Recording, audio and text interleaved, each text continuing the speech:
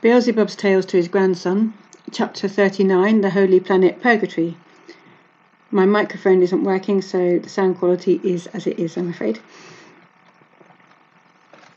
After several Dionysos, the cosmic ship Karnak left the Holy Planet and began again to fall further in the direction of the place of its final destination, and namely in the direction of that planet on which Beelzebub had had the place of his arising, and whither he was returning to finish his long existence. To finish that long existence of his, which, on account of certain definite circumstances, he had to fulfill on various cosmic concentrations of our great universe, and always under conditions very unfavourable for him personally, yet which he nevertheless objectively fulfilled quite meritoriously. And so, when the usual tempo of the falling of the ship Karnak had been re-established, Hussein, the grandson of Beelzebub, again sat down at his feet, and turning to him said, "Grandfather, oh dear grandfather, explain to me, please, why, as my uncle Tuilan told me, does our common all-embracing, uni-being autocrat endlessness appear so often on this holy planet on which we've just been?" At this question of his grandson, Beelzebub this time became thoughtful, a little longer than usual, and then also with greater concentration than was usual for him slowly said,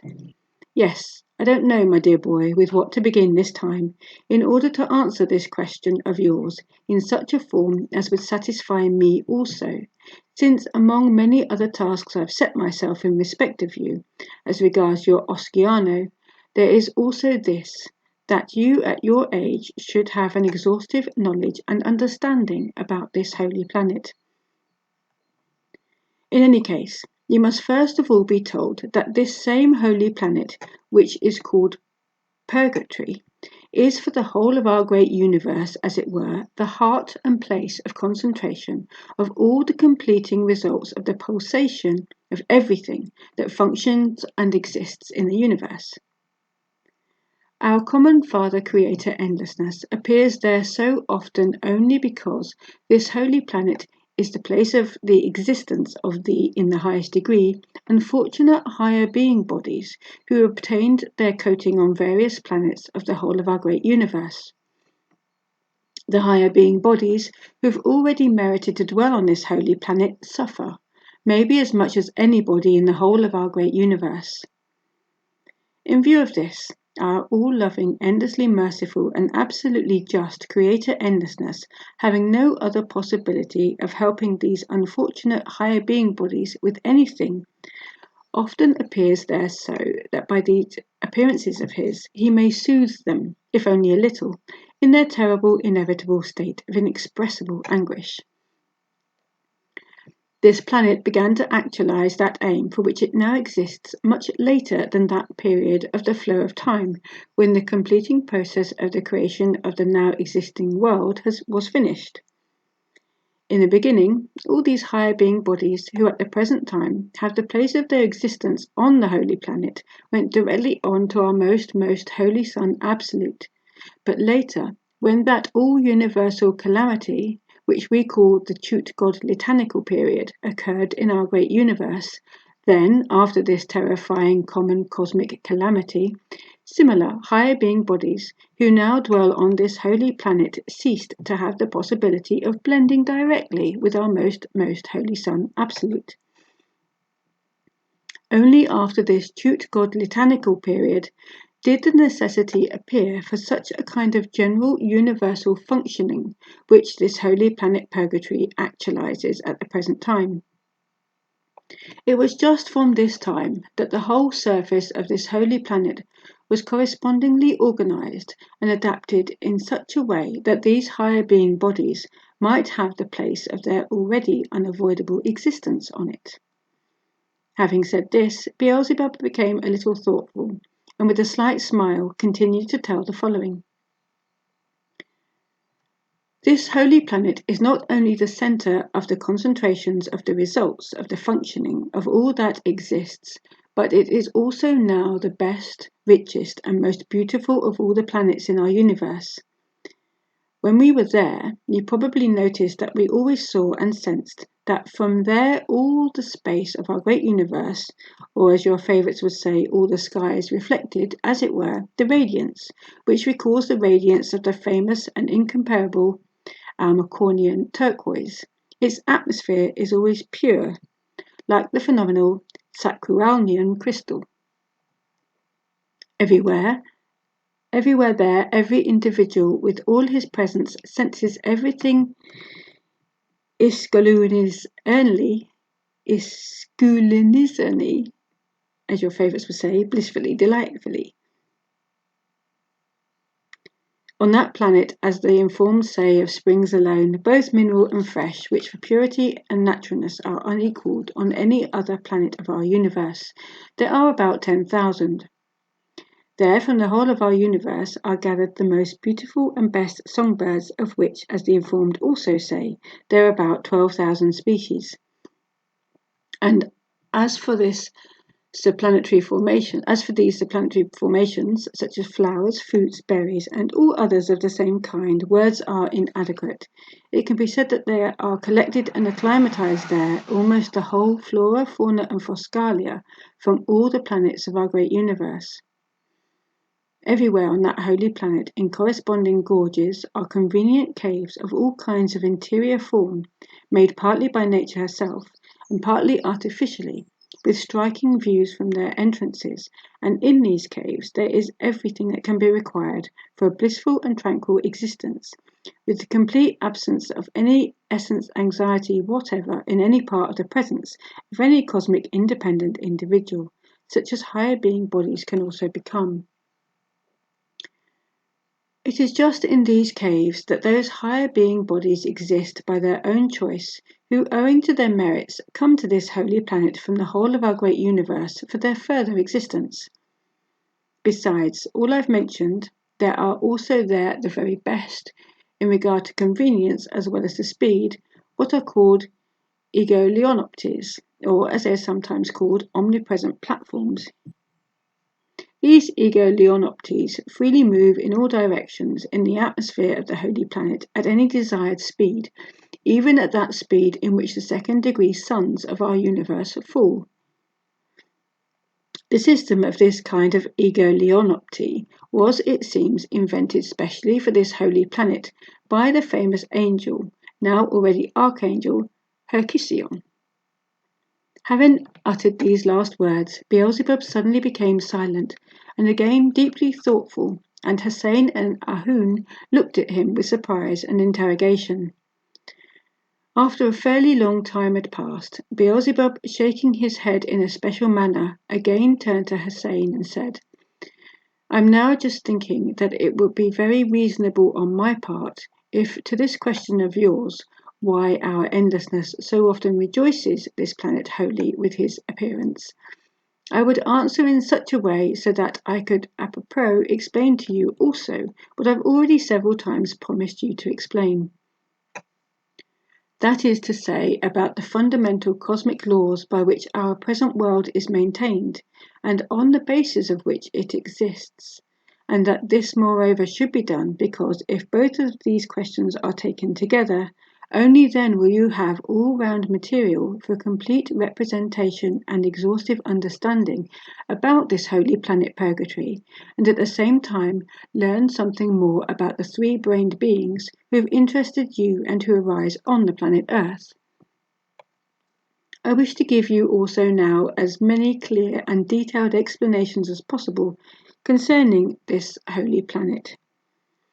As sooner or later you will have to know about this, because every responsible three-brained being of our universe, irrespective of the nature of the causes and place of his arising, and also of the form of his exterior coating, will ultimately have to learn about everything concerning this holy planet. And he must know all this in order to strive to exist in that direction which corresponds just to the aim and sense of existence, which striving is the objective lot of every three-brained being, in whom, whatever the cause might be, the germ arises for the coating of a higher being body.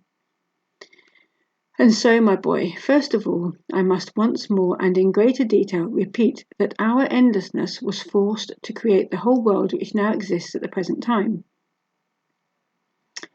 In the beginning, when nothing yet existed, and when the whole of our universe was empty, endless space, with the presence of only the prime source cosmic substance, Etherokrono, our present most great and most holy Son Absolute existed alone in all this empty space, and it was on this then sole cosmic concentration that our uni-being Creator with his cherubim and seraphim had the place of his most glorious being. It was just during the same period of the flow of time that there came to our Creator or Maintainer the forced need to create our present existing megalocosmos, i.e. our world. From the third most sacred canticle of our cherubim and seraphim, we were worthy of learning that our Creator Omnipotent once ascertained that this same Son Absolute on which he dwelt with his cherubim and seraphim was, although almost imperceptibly, yet nevertheless gradually diminishing in volume. As the fact ascertained by him appeared to him very serious, he then decided immediately to review all the laws which maintained the existence of that then still sole cosmic concentration. During this review, our omnipotent Creator for the first time made it clear that the cause of this gradual diminishing of the volume of the Son Absolute was merely the hero pass, that is, the flow of time itself.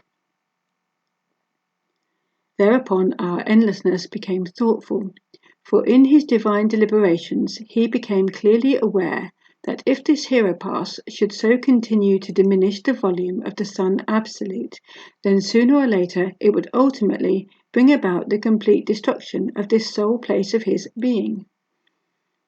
And so, my boy, in view of this, our endlessness was then just compelled to take certain corresponding measures, so that from this hero pass, the destruction of our most holy Son Absolute could not eventually occur.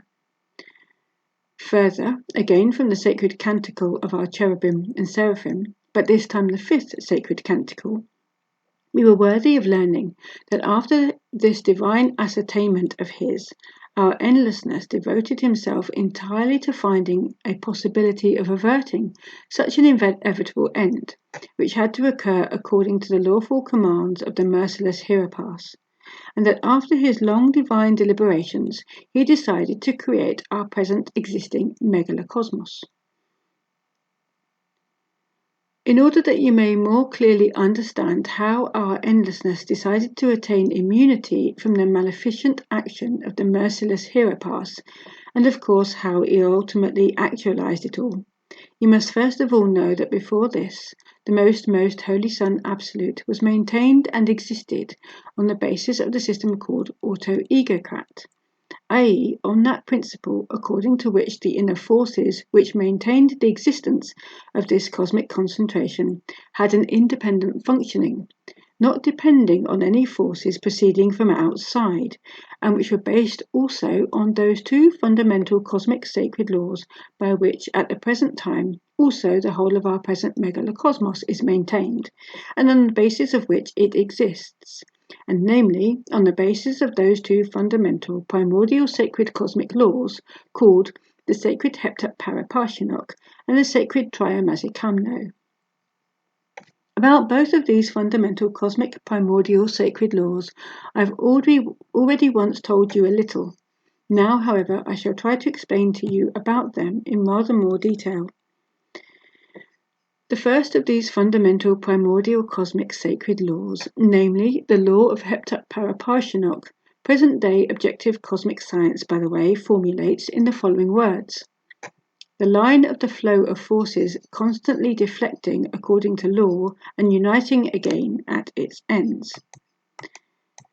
This sacred primordial cosmic law has 7 deflections, or, as it's still otherwise said, 7 centers of gravity, and the distance between each 2 of these deflections or centers of gravity is called a stopinder of the sacred Heptatparaparshinok.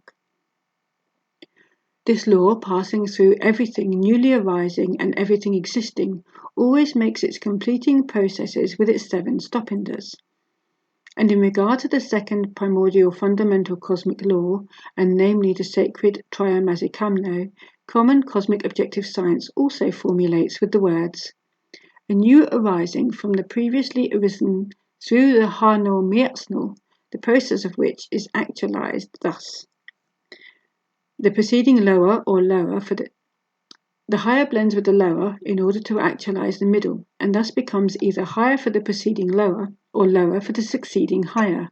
And, as I've already told you, this sacred triamazikamno consists of the 3 independent forces, which are called the first, Serp Othios, the second, Serp Skiros, the third, Serp Athanatos, which 3 holy forces of the sacred triamazikamno the said science calls as follows. The first, the affirming force, or the pushing force, or simply the force plus. The second, the denying force, or the resisting force, or simply the force minus. And the third, the reconciling force, or the equilibrating force, or the neutralizing force. At this place of my explanations concerning chiefly the fundamental laws of world creation and world maintenance, it's interesting to notice, by the way, that the 3-brained beings of this planet, which has taken your fancy, already began at that period when the consequences of the properties of the organ kunda buffer were not yet crystallized in their common presences, to beware of these holy forces of the sacred triamazikamno, and then named them the first God the Father, the second God the Son, the third God the Holy Ghost, and in various cases expressed the hidden meaning of them and also their longing to have a beneficent effect from them for their individuality by the following prayers. Sources of divine rejoicings, revolts, and sufferings, direct your actions upon us. Or, wholly affirming, wholly denying, wholly reconciling, transubstantiate in me for my being. Or, holy God, wholly firm, wholly immortal, have mercy on us. Now, my boy, listen further very attentively. And so in the beginning, as I've already told you, our most holy Son Absolute was maintained by the help of these 2 primordial sacred laws. But then these primordial laws functioned independently, without the help of any forces whatsoever coming from outside, and this system was still called only the auto-egocrat. And so our all-maintaining endlessness decided to change the principle of the system of the functionings of both of these fundamental sacred laws,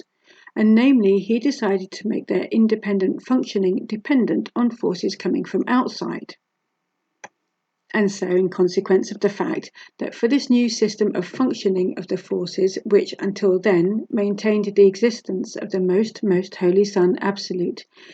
there were required outside of the Son Absolute corresponding sources in which such forces could arise and from which they could flow into the presence of the most holy Son Absolute, our almighty endlessness was just then compelled to create our now existing megalocosmos, with all the cosmoses of different scales and relatively independent cosmic formations present in it, and from then on the system which maintained the existence of the Son Absolute began to be called Trogo Auto-Egocrat. Our common Father Omni-Being Endlessness, having decided to change the principle of the maintenance of the existence of this then still unique cosmic concentration and sole place of his most glorious being, first of all altered the process itself of the functioning of these 2 primordial fundamental sacred laws, and he actualized a greater change in the law of the sacred Heptapaраparshinok. These changes in the functioning of the sacred Heptapaраparshinok consisted in this, that in 3 of its stop-inders he altered the what are called subjective actions, which had been until then in the stop-inders, in this respect, that in one he lengthened the law of conformable successiveness, shortened it in another, and in a third disharmonized it,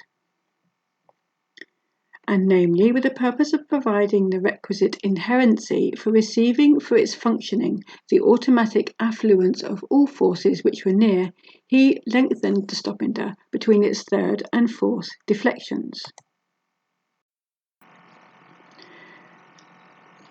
The same stopinder of the sacred heptapaраparshionok is just that one which is still called the mechano-coinciding midnolin. And the stopinder, which he shortened, is between its last deflection and the beginning of a new cycle of its completing process. By this same shortening, for the purpose of facilitating the commencement of a new cycle of its completing process, he predetermined the functioning of the given stopinder to be dependent only upon the affluence of forces obtained from outside through that stopinder, from the results of the action of that cosmic concentration itself, in which the completing process of this primordial fundamental sacred law flows. And this stopinder of the sacred heptapaраparshionok is just that one which is still called the intentionally actualized midnolin. As regards the third stopinder, then changed in its subjective action, and which is fifth in the general successiveness and is called Hanul Aut, its disharmony flowed by itself from the change of the two aforementioned stopinders. This disharmony in its subjective functioning, flowing from its asymmetry, so to say, in relation to the whole entire completing process of the sacred heptapaраparshionok, consists in the following. If the completing process of this sacred law flows in conditions where during its process there are many extraneously caused vibrations, then all its functioning gives only external results. But if this same process proceeds in absolute quiet, without extraneously caused vibrations whatsoever, then all the results of the action of its functioning remain within that concentration in which it completes its process. And for the outside, these results only become evident on direct and immediate contact with it. And if, however, during its functioning, there are neither of these two sharply opposite conditions, then the results of the action of its process usually divide themselves into the external and the internal. Thus, from that time, the process of actualization began to proceed in the greatest as well as in the smallest cosmic concentrations with these stopinders of this primordial sacred law of heptapaраparshionok changed in this way in their subjective actions. I repeat, my boy, try very hard to understand everything that will relate to both these fundamental cosmic sacred laws, since knowledge of these sacred laws, particularly knowledge relating to the particularities of the sacred heptapaраparshionok, will help you in the future to understand very easily and very well all the second grade and third grade laws of world creation and world existence. Likewise, an all-round awareness of everything concerning these sacred laws also conduces, in general, to this, that three-brained beings, irrespective of the form of their exterior coating, by becoming capable, in the presence of all cosmic factors not depending on them and arising round about them, both the personally favourable as well as the unfavourable, of pondering on the sense of existence, acquire data for the elucidation and reconciliation in themselves of that, what is called individual collision, which often arises in general in three-brained beings from the contradiction between the concrete results flowing from the processes of all the cosmic laws and the results presupposed and even quite surely expected by their what is called sane logic, and thus correctly evaluating the essential significance of their own presence. They become capable of becoming aware of the genuine corresponding place for themselves in these common cosmic actualizations. In short, thankfully, the transmutation in themselves of an all-round understanding of the functioning of both these fundamental sacred laws conduces to us that in the common presences of three-brained beings, data are crystallized for engendering that divine property which it is indispensable for every normal three-brained being to have, and which exists under the name of Semuniranus. Of this, your favourites have also an approximate representation, and they call it impartiality. And so, my dear boy, our common Father Creator having then in the beginning changed the functioning of both these primordial sacred laws, directed the action of their forces from within the most Holy Son Absolute into the space of the universe, whereupon there was obtained the what is called emanation of the Son Absolute, and now called Theomertmelagos, or Word God.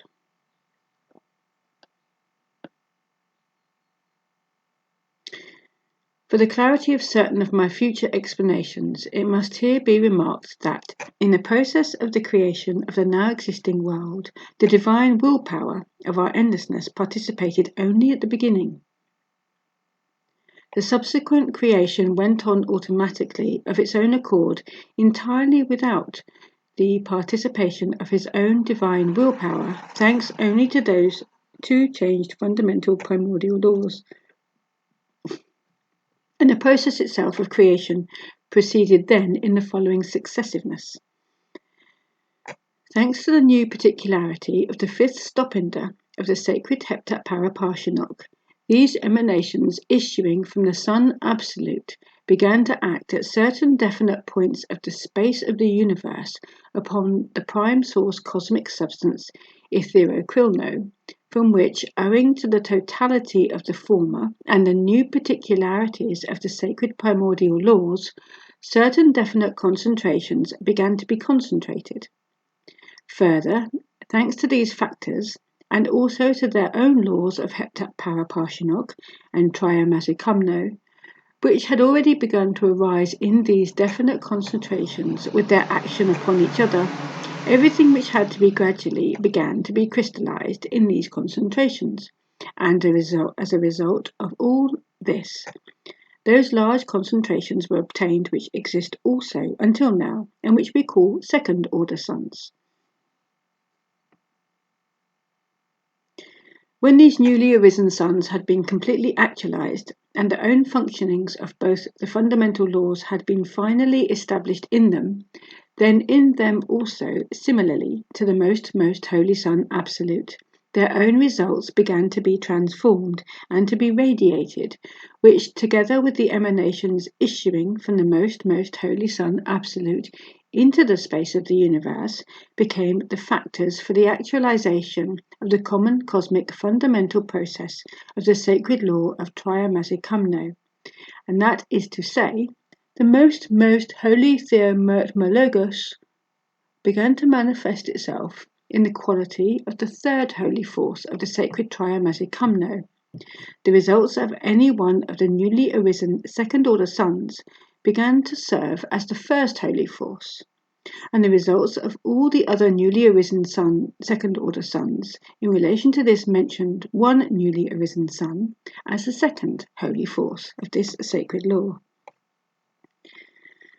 Thanks to the process of the common cosmic sacred Triamasikamno thus established in the space of the universe, crystallizations of different what is called density gradually began to be formed around each of the second-order suns out of that same prime source Etheroquilno, and grouping themselves around these newly arisen suns, new concentrations began to take form, as a result of which more new suns were obtained, but this time third-order suns. These third-order concentrations are just those cosmic concentrations which at the present time are called planets. At this very place, in the process of the first outer cycle of the fundamental sacred Heptat Paraparshinok, namely after the formation of the third-order suns or planets, just here, owing to the changed fifth deflection of the sacred Heptat Paraparshinok, which, as I've already said, is now called Hanul Aut, the initially given momentum for the fundamental completing process, having lost half the force of its vivifyingness, began in its further functioning to only have half of the manifestation of its action outside itself, and the other half for itself, i.e. for its very own functioning. The consequences of which were that on these last big results, i.e. on these said third-order suns or planets, there began to arise what are called similarities to the already arisen.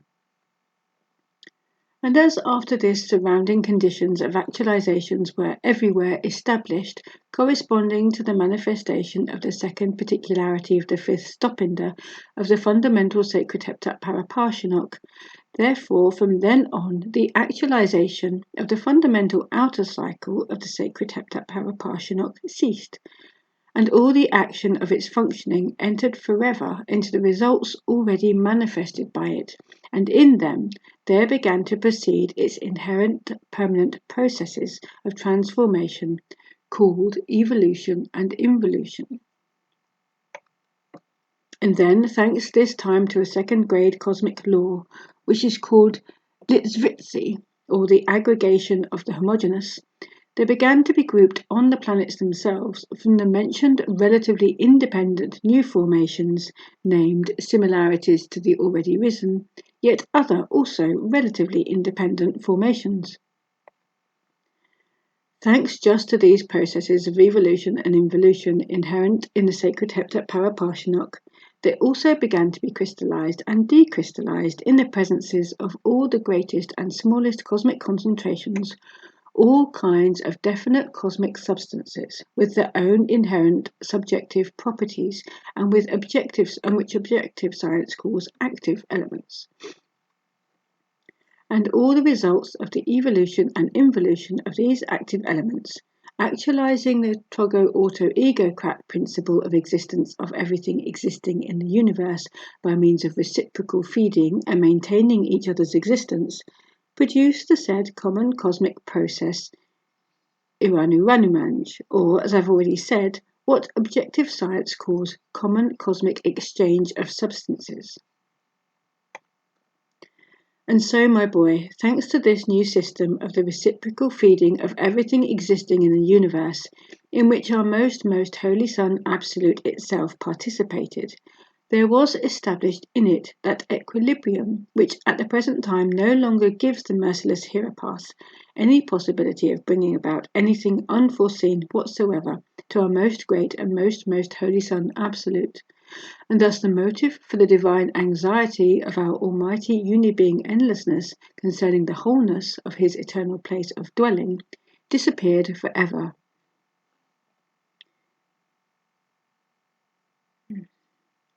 Here it's necessary to tell you that when this most wise divine actualization was finished, our triumphant cherubim and seraphim then gave for the first time to all the newly arisen actualizations those names which exist even until today. Every relatively independent concentration in general they then defined by the word cosmos, and to distinguish the different orders of arising of these cosmoses, they added to this definition cosmos a separate corresponding name,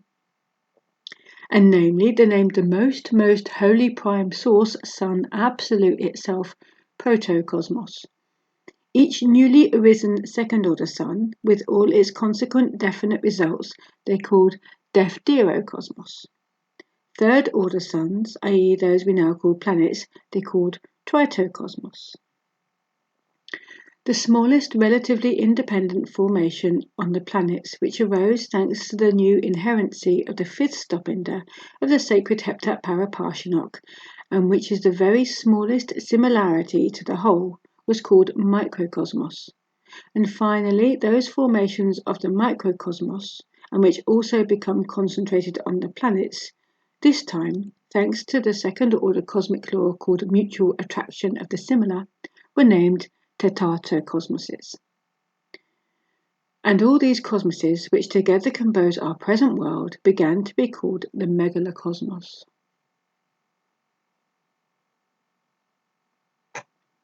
And then also our cherubim gave names also existing until now to the emanations and radiations issuing from all those cosmoses of different scales by means of which the process of the most great cosmic Togo-auto-egocrat proceeds. The emanation of the most Holy Son Absolute itself they called, as I've already told you, Theomertmelogos, or Word God. The radiation of each separate second-order sun, Mentikithoin. The radiation of each planet separately they called Dynamumzoin. that given off from the microcosmoses they called photoinzoin. The radiations issuing from the tetatocosmoses they called hambletzoin. The radiations of all the planets together of any solar system they called astroluluxizoin. Astroluluxoin. Something like that. The common radiations of all the newly arisen second-order suns taken together they called Polo-Roth-Eopal, and all the results issuing from all the cosmic sources, great and small, taken together, were also then named by them the common cosmic Ansanbalu-Eazar.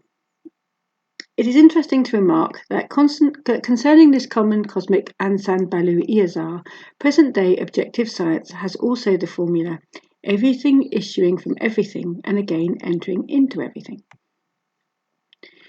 Independent names were then given also to the, as they are called, temporarily independent crystallizations arising in each of the innumerable cosmoses by the evolutionary and involutionary processes of these fundamental sacred laws. I shall not enumerate the names of the large number of these independent centers of gravity which become crystallized in all separate cosmoses, but shall indicate only the names of those definite center of gravity active elements which become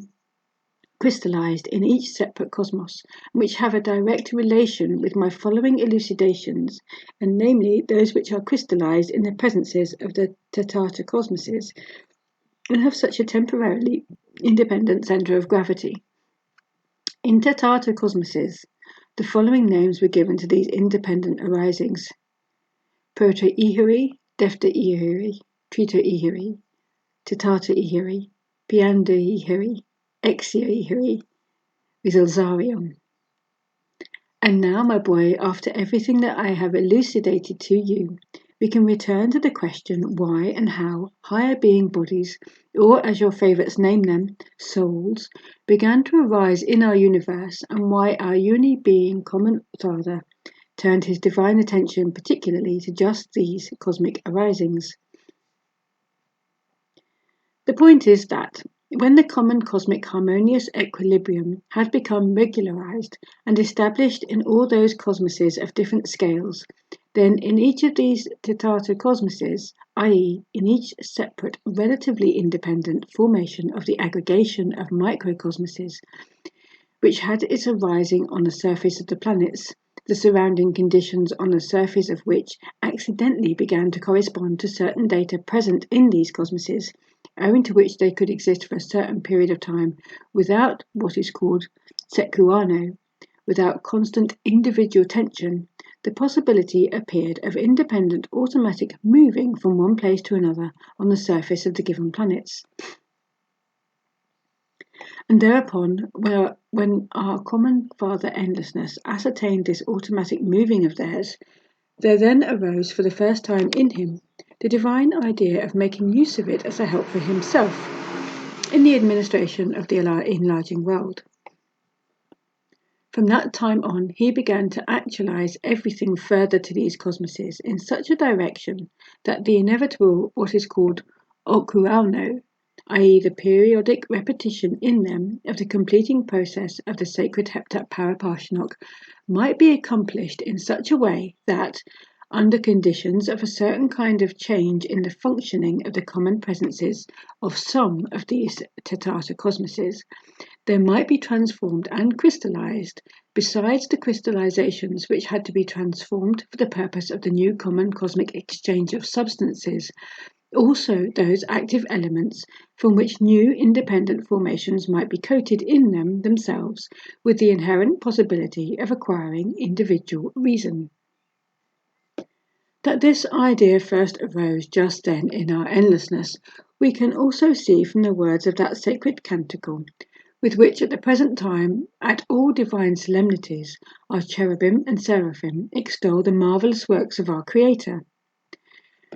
Before continuing to relate further how this was actualized, it's necessary to tell you that the functioning of the mentioned common cosmic Iranu is harmonized in such a way that all the results obtained from transformations in different cosmoses localize themselves together. I'll read that a little bit again.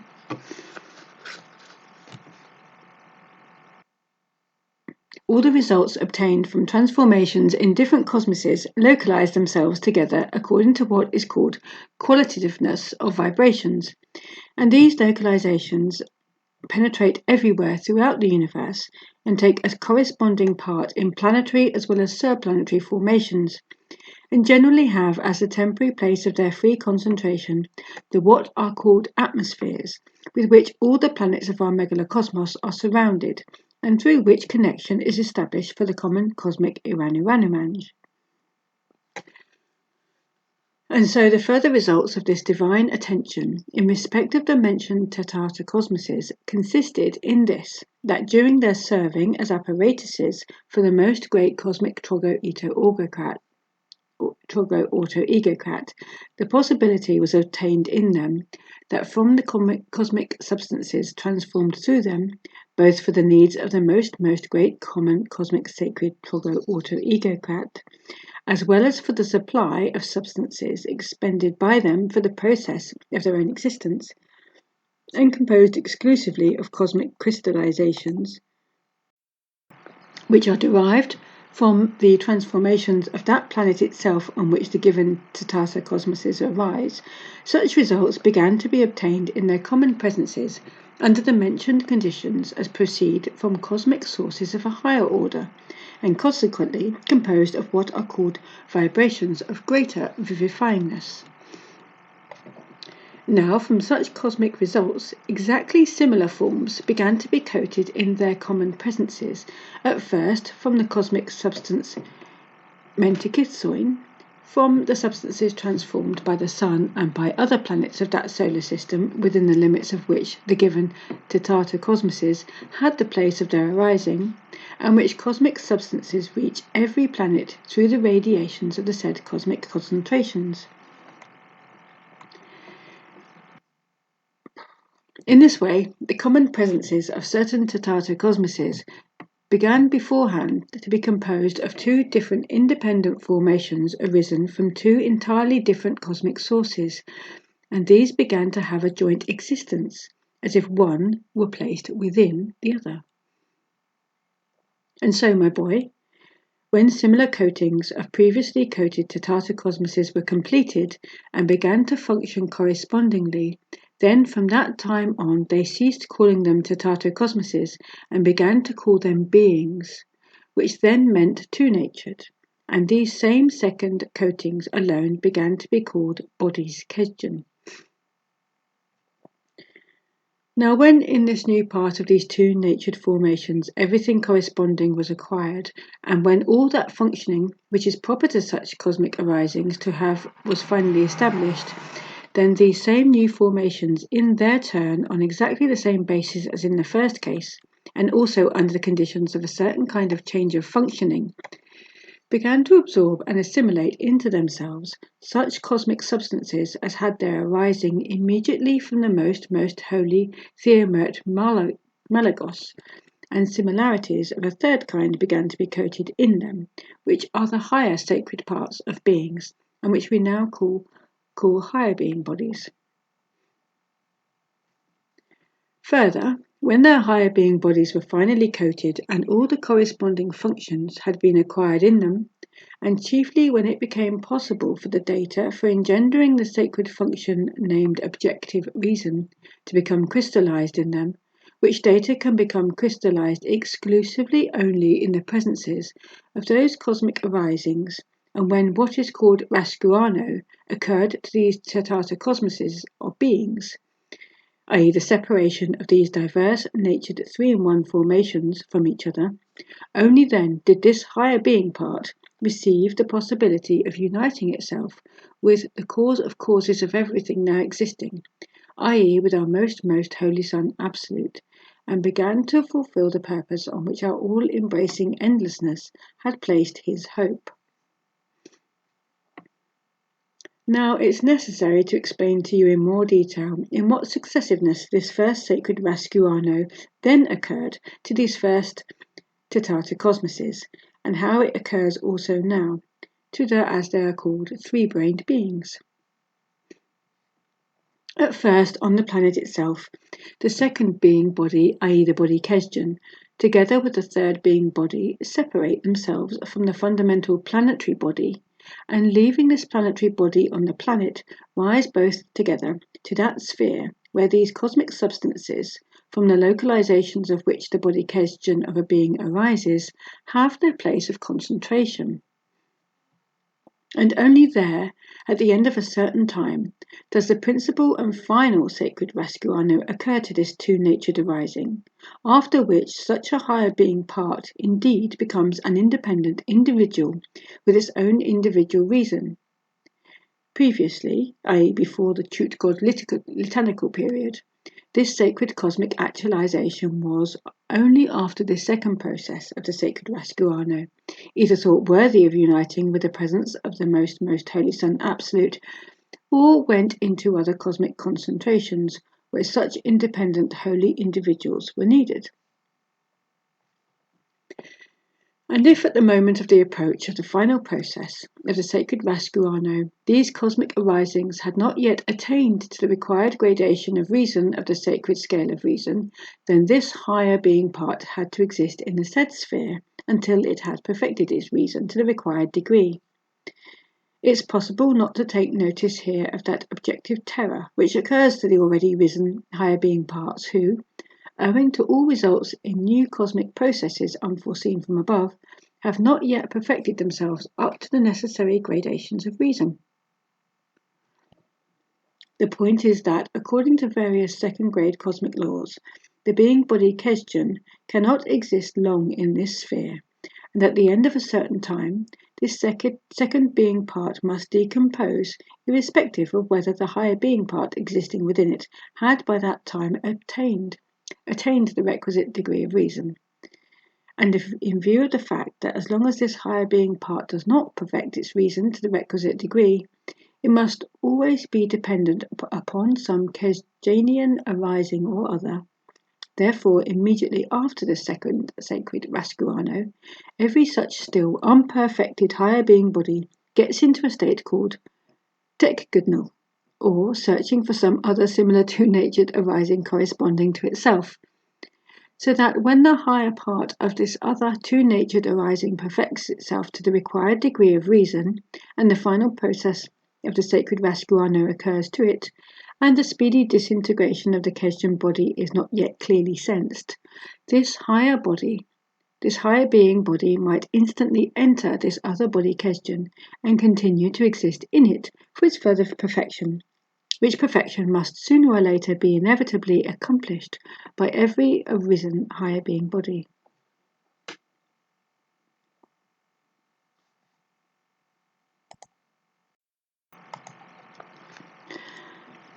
And that is why, in that sphere to where the higher being part goes after the first sacred Rascuano, that process proceeds called Occip-Kalevnian exchange of the external part of the soul, or exchange of the former being body Kesdjan. Here you might as well be told that your favourites also have, as it were, a similar representation about the Occip-Kalevnian exchange, and they have even invented a very clever name for it, namely metempsychosis, or reincarnation,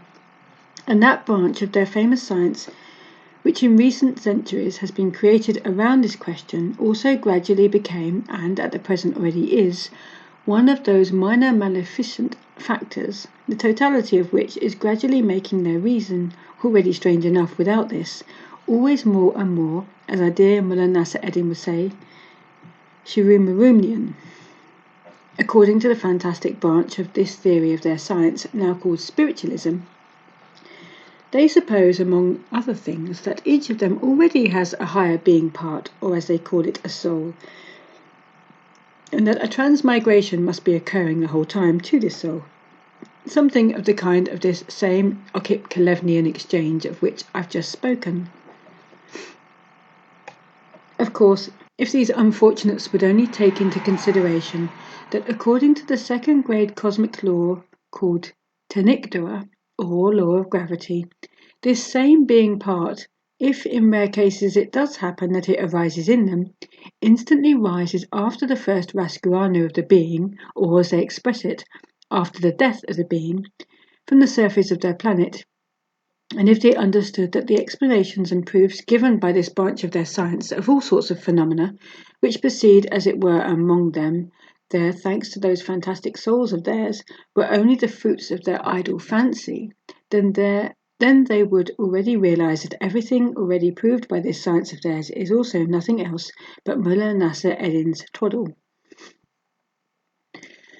Now, as regards the first two lower being bodies, namely the planetary body and the body Kesdjan, then after the first sacred rasguano of a being, his planetary body being formed of microcosmoses, or of crystallizations transformed on that planet itself, gradually decomposes and disintegrates there on that same planet, according to a certain second-grade cosmic law, called again Tarnotutor, and its own primordial substances from which it obtained its arising. As regards the second being body, namely the body Kesdjan, this body being formed of radiations of other concentrations of tritocosmoses and of the sun itself of the given solar system, and having entered after the second process of the sacred rasguano into the spheres just mentioned, also begins gradually to decompose, and the crystallizations of which it is composed go in various ways into the sphere of its own primordial arisings.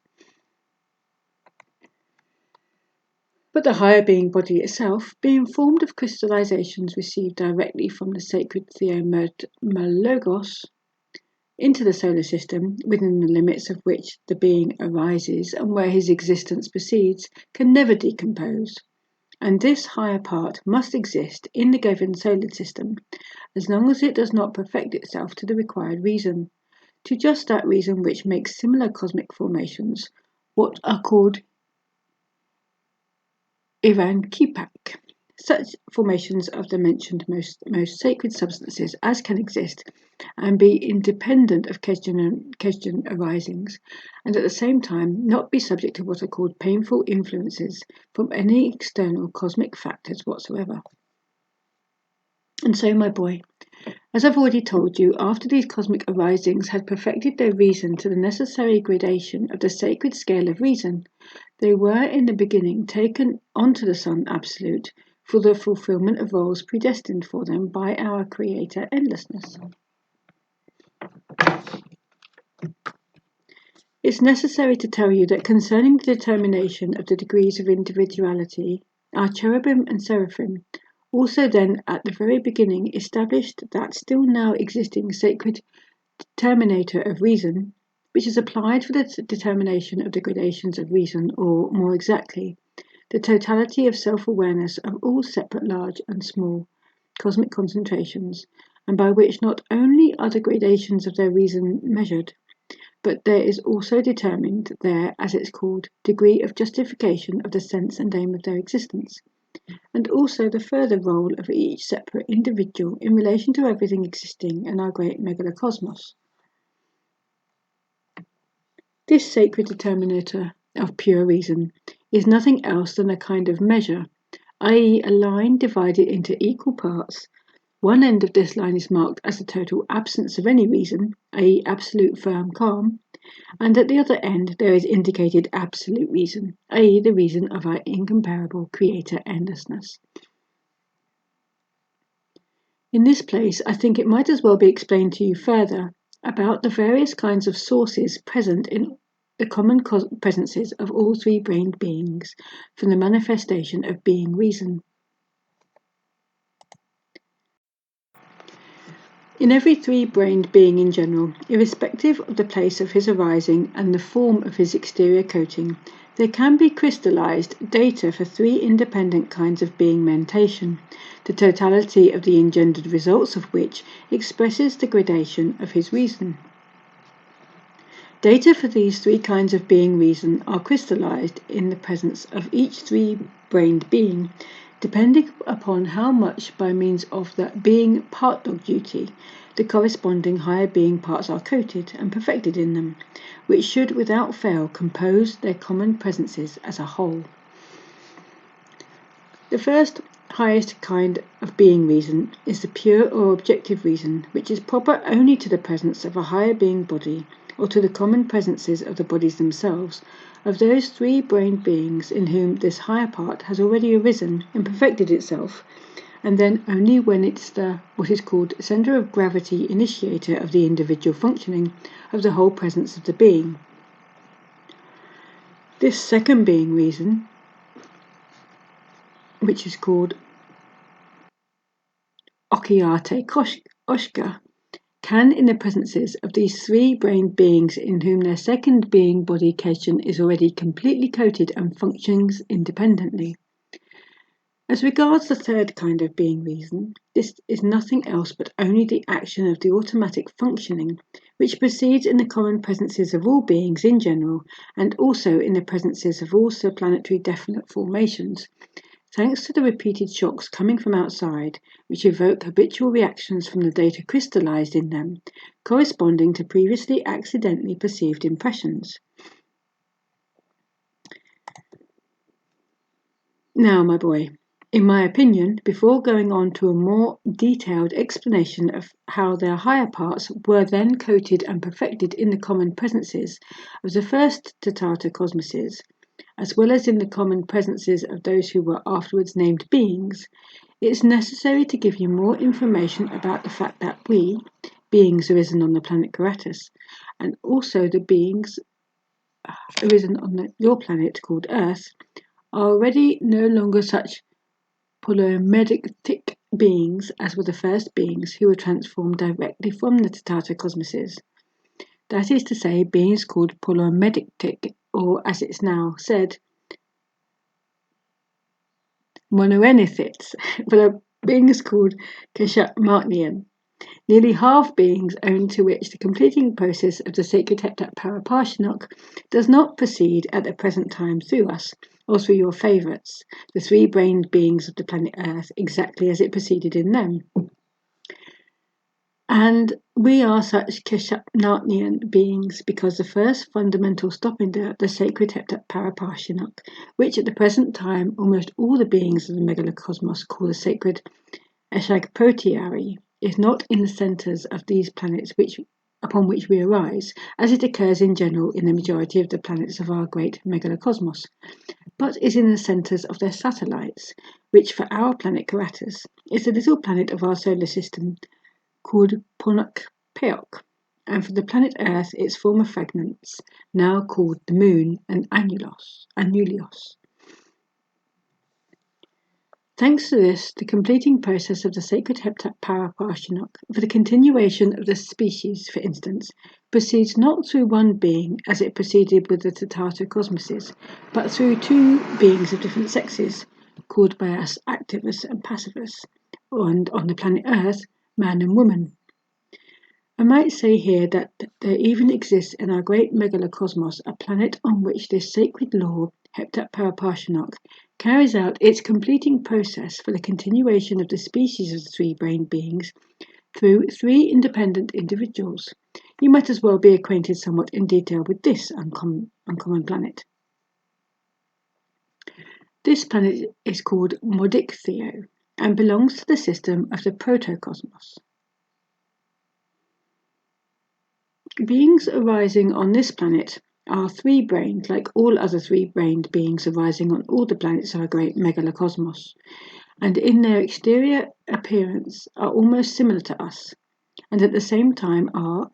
also so considered by all others, the most ideal and perfect of all the innumerable various formed exterior coatings of the three-brained beings in all our great universe, and all our now existing angels, archangels, and most of the sacred individuals nearest to our common Father Endlessness arise just upon this marvellous planet. The transformation through them of the cosmic substances required for the common cosmic Togo-auto-egocratic process, according to the sacred law of heptat Paraparshinok, proceeds on the same principles on which it proceeds through our common presences and also through the presences of your favourites, the three-brained beings breeding on the planet Earth. For the continuation of their species alone does this sacred law affect its completing process through three kinds of beings. Wherefore, such three-brained beings are called triacomnian separately, however, just as among us beings of different sexes are called activus and passivus, or are called on your planet man and woman, so there are on the planet Modichtheo, they call the beings of the different sexes Martna, Sperna, and Ochina. And although externally they are all alike, yet in their inner construction they are very different from each other. The process of the continuation of their species proceeds among them in the following manner. All three beings of different sexes simultaneously receive the sacred El Muano, or as your favourites say, conception, through a special action, and for a certain period they exist with this sacred El Muano, or conception, apart from one another, entirely independently, but each of them exists with very definite intentional perceptions and conscious manifestations. And later, when the time approaches for the manifestation of the results of these conceptions, or when, as your favourites say, the time of birth approaches, there becomes evident in all these three uncommon beings, as it is called, a clonostatistician, longing for each other, or as your favourites would say, there appears in them a physico-organic attraction. And the nearer the time of this being manifestation or birth approaches, the more they press close to each other and ultimately almost grow onto each other. And thereupon, at one and the same time, they actualize in a certain way these conceptions of theirs. And so, during their actualization of their conceptions, all these three conceptions merge one with another. And in this way, there appears in our megalocosmos a new three-brained being of such an uncommon construction. And three-centered beings of this kind are ideal in our megalocosmos, because at their very arising they already have all the being bodies. And they have all three being bodies because the producers of such a being, namely Martna, Sperna, and Ochina, each separately conceives the arising of one of the three being bodies, and owing to their special corresponding being existences, they aid the sacred Heptaparaparshinok to form the given being body in themselves to perfection, and afterwards, at the moment of appearance, merge it with the other bodies into one.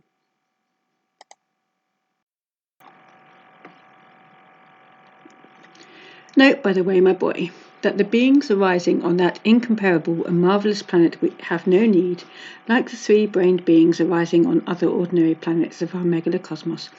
to coat their higher being bodies with the help of those factors which our Creator designed as a means of perfecting, namely those factors which we now call conscious labours and intentional suffering. Now, my boy, to continue the further, more detailed elucidation concerning the process of the transformation of cosmic substances through beings in general, we shall take as an elucidatory example the common presences of your favourites. Although the process of the transformation of substances for the continuation of the species by means of us, or by means of the common presences of your favourites, does not proceed exactly as it proceeded in the first Tatatocosmoses, who were transformed into beings. Nevertheless, we shall take them as an example, since the process itself of the transformation of cosmic substances for the needs of the most great common cosmic Trogo-Auto-Egocrat proceeds through their common presences exactly as it proceeded through the first Tatatocosmoses. At the same time, you will acquire information concerning several other small details of the strange particularities of their psyche, and also gain information relating to how they in general understand and how they regard their being duty in the sense of serving the common cosmic process of Iranuranumaj, destroying for the beatification of their own belly every kind of law conformable foreseeing actualization for the welfare of the whole megalocosmos. As for those particularities of the transformation of cosmic substances, thanks to which the continuation of the species of different beings at the present time proceeds differently, for the present I will say only this, that the cause depends on the place of concentration of sacred Ashiag Protihari, i.e. on the place of the concentration of those cosmic substances which are the results of the last stopinder in the common cosmic Asan Bualiazar. Now, my boy, I shall begin by repeating all your favourites, even the contemporary, are like us and like all the other three-centred beings of our megalocosmos, such apparatuses for the great cosmic Trogo-Auto-Egocrat, just as the Tatato cosmoses were, from whom arose the first ancestors of the now existing beings as well as the beings now existing everywhere. And through each of them, the cosmic substances arising in all 7 stopenders of the sacred Teptat Paraparshinok could be transformed, and all of them, again even the contemporary, besides serving as apparatuses for the most great cosmic Trogo-Auto-Egocrat, could have all possibilities for absorbing from those cosmic substances which are transformed through them what is corresponding for the coating and for the perfecting in them of both higher being bodies, because each 3-brained being arisen on this planet of yours represents in himself also in all respects, just like every 3-brained being in all our universe, an exact similarity of the whole megalocosmos. The difference between each of them and our common great megalocosmos is only in scale.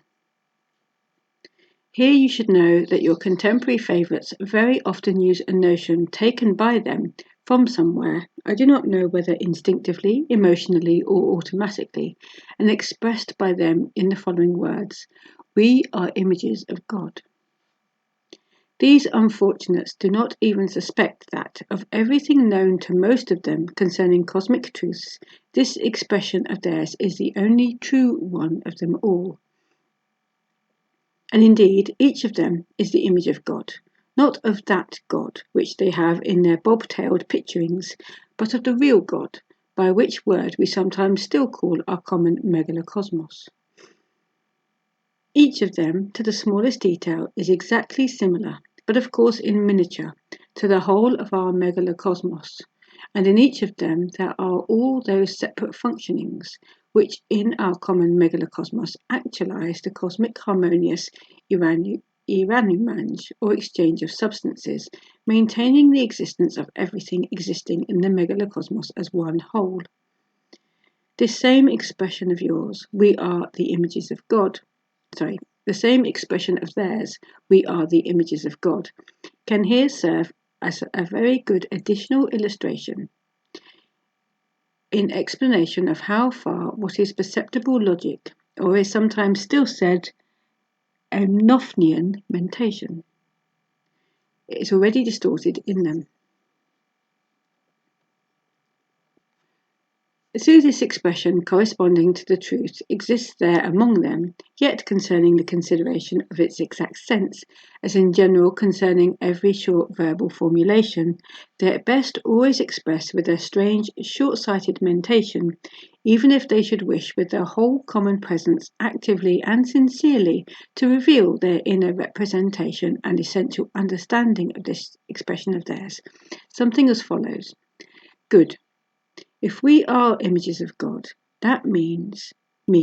God is like us, and has an appearance also like us, and that means our God has the same moustache, beard, nose as we have, and he dresses also as we do. He dresses as we do, doubtless, because, like us, he is also very fond of modesty.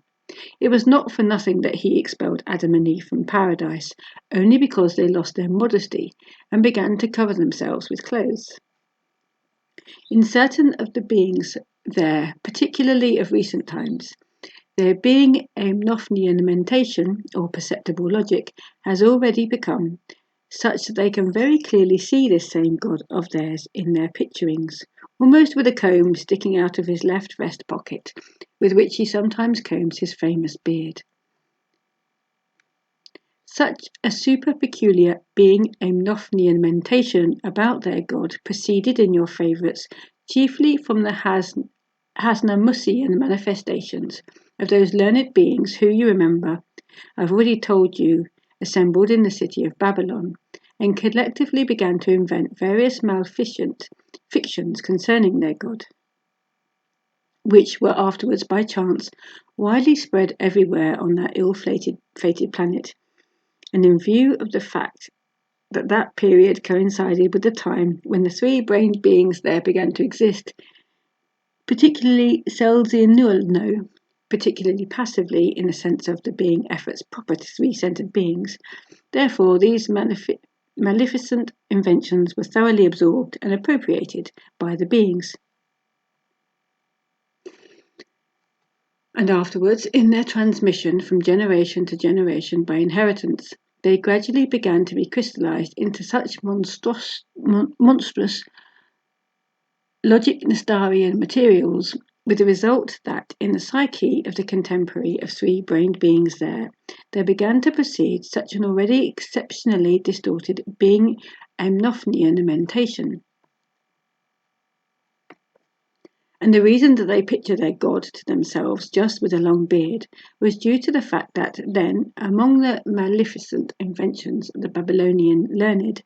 it was said, among other things, that that famous god of theirs had, as it were, the appearance of a very old man, just with a heavy beard. But concerning the appearance of their god, your favourites have gone still further. Namely, they picture this famous god of theirs exactly as an old Jew, since in their bobtailed notions, all sacred personages originated from that race. At any rate, my little Hussein, each of your favourites separately is in his whole presence exactly similar in every respect to our megalocosmos. I once told you that there is localized in the head of each one of them, as well as in us, a concentration of corresponding cosmic substances, all the functioning of which exactly corresponds to all those functions and purposes which our most holy protocosmos has and fulfills for the whole of the megalocosmos. This localization, which is concentrated in their head, they call the head brain. The separate, what are called Okaniaki, or protoplasts, of this localization in their head, or as the terrestrial learned call them, the cells of the head brain, actualize for the whole presence of each of them exactly such a purpose as is fulfilled at the present time by the higher perfected bodies of three-brained beings from the whole of our great universe, who have already united themselves with the most holy Son Absolute, or protocosmos.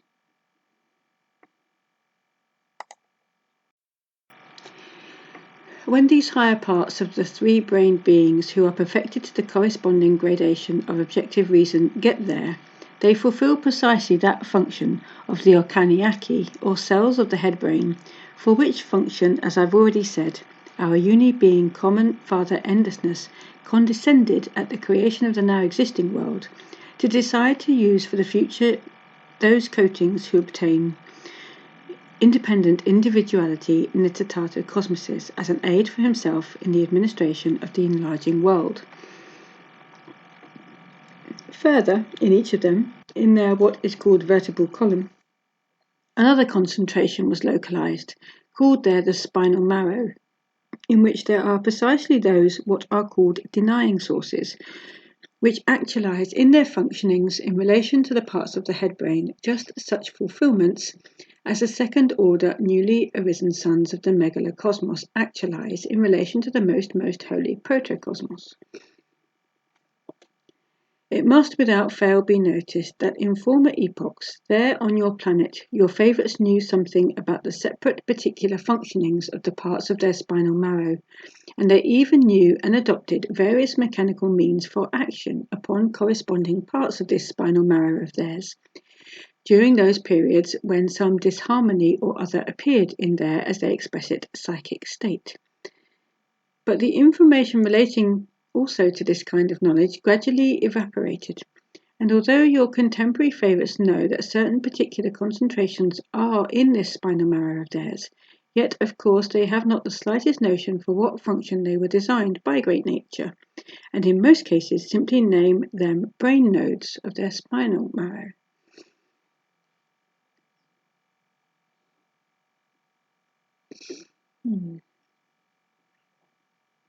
Well then, just these separate brain nodes of their spinal marrow are the sources of denial in relation to the separate shades of affirmation in their head brain, precisely as the separate second-order suns are the sources of the various shades of denial in relation to the various shades of affirmation of the most holy protocosmos.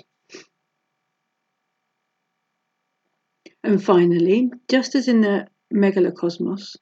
all the results obtained by the flow of the fundamental process of the sacred heptat paraparshinok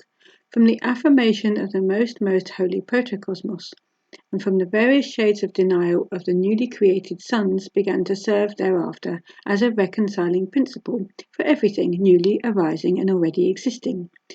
So in them also there is a corresponding localization for the concentration of all results obtained from the affirmation of the head brain and from all the shades of denial of the spinal marrow, which results afterwards serve as a regularizing or reconciling principle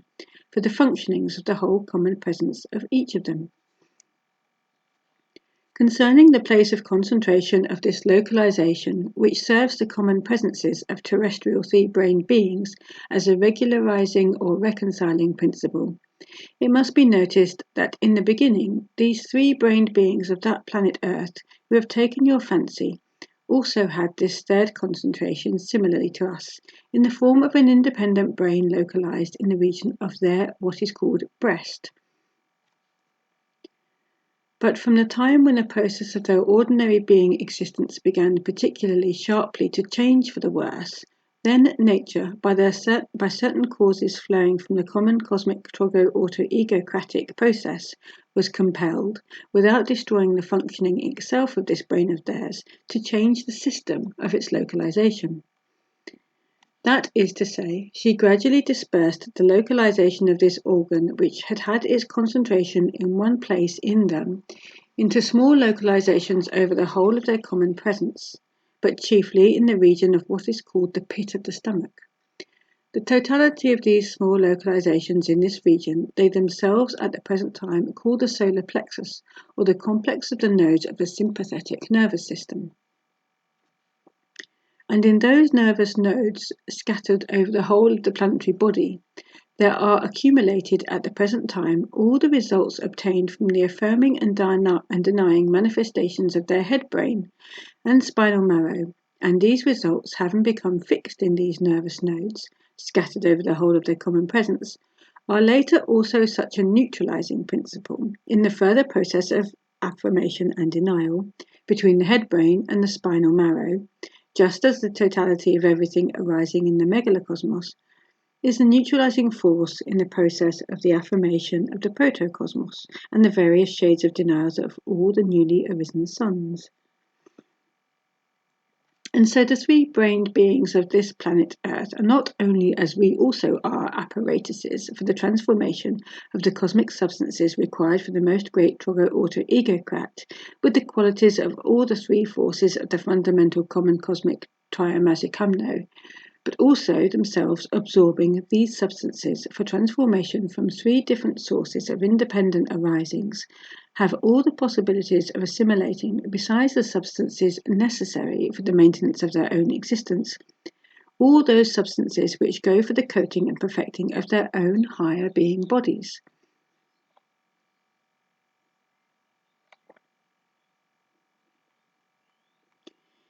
In this manner, those three sourced substances entering their common presences for transformation are, just as for us, a threefold kind of being food.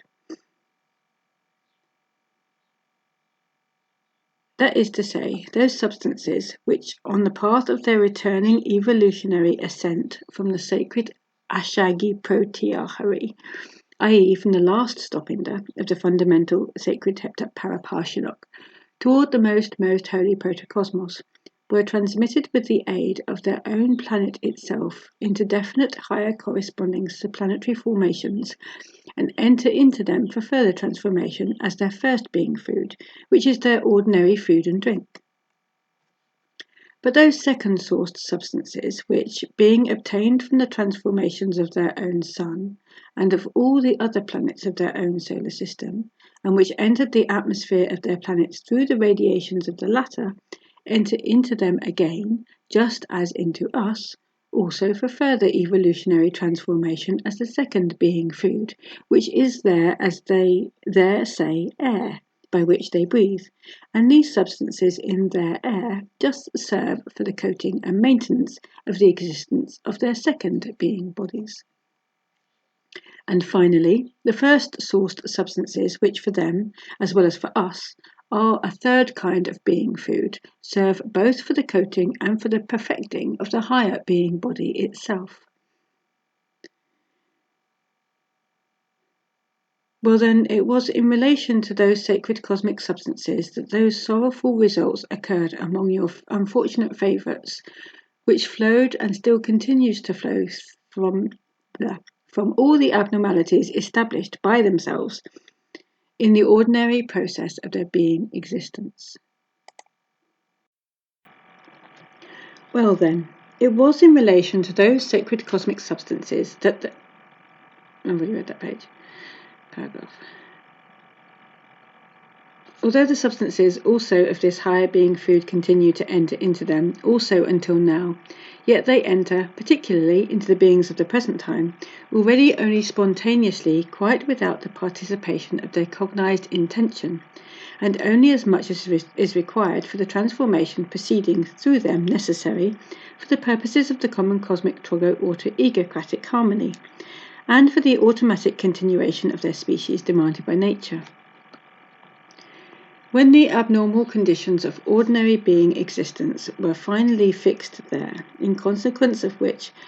there disappeared from their essence both the instinctive and the intentional striving for perfecting, there not only disappeared in them the need of conscious absorption of cosmic substances, but also this very knowledge and understanding of the existence and significance of higher being foods. At the present time there your favourites already know only of one, the first being food,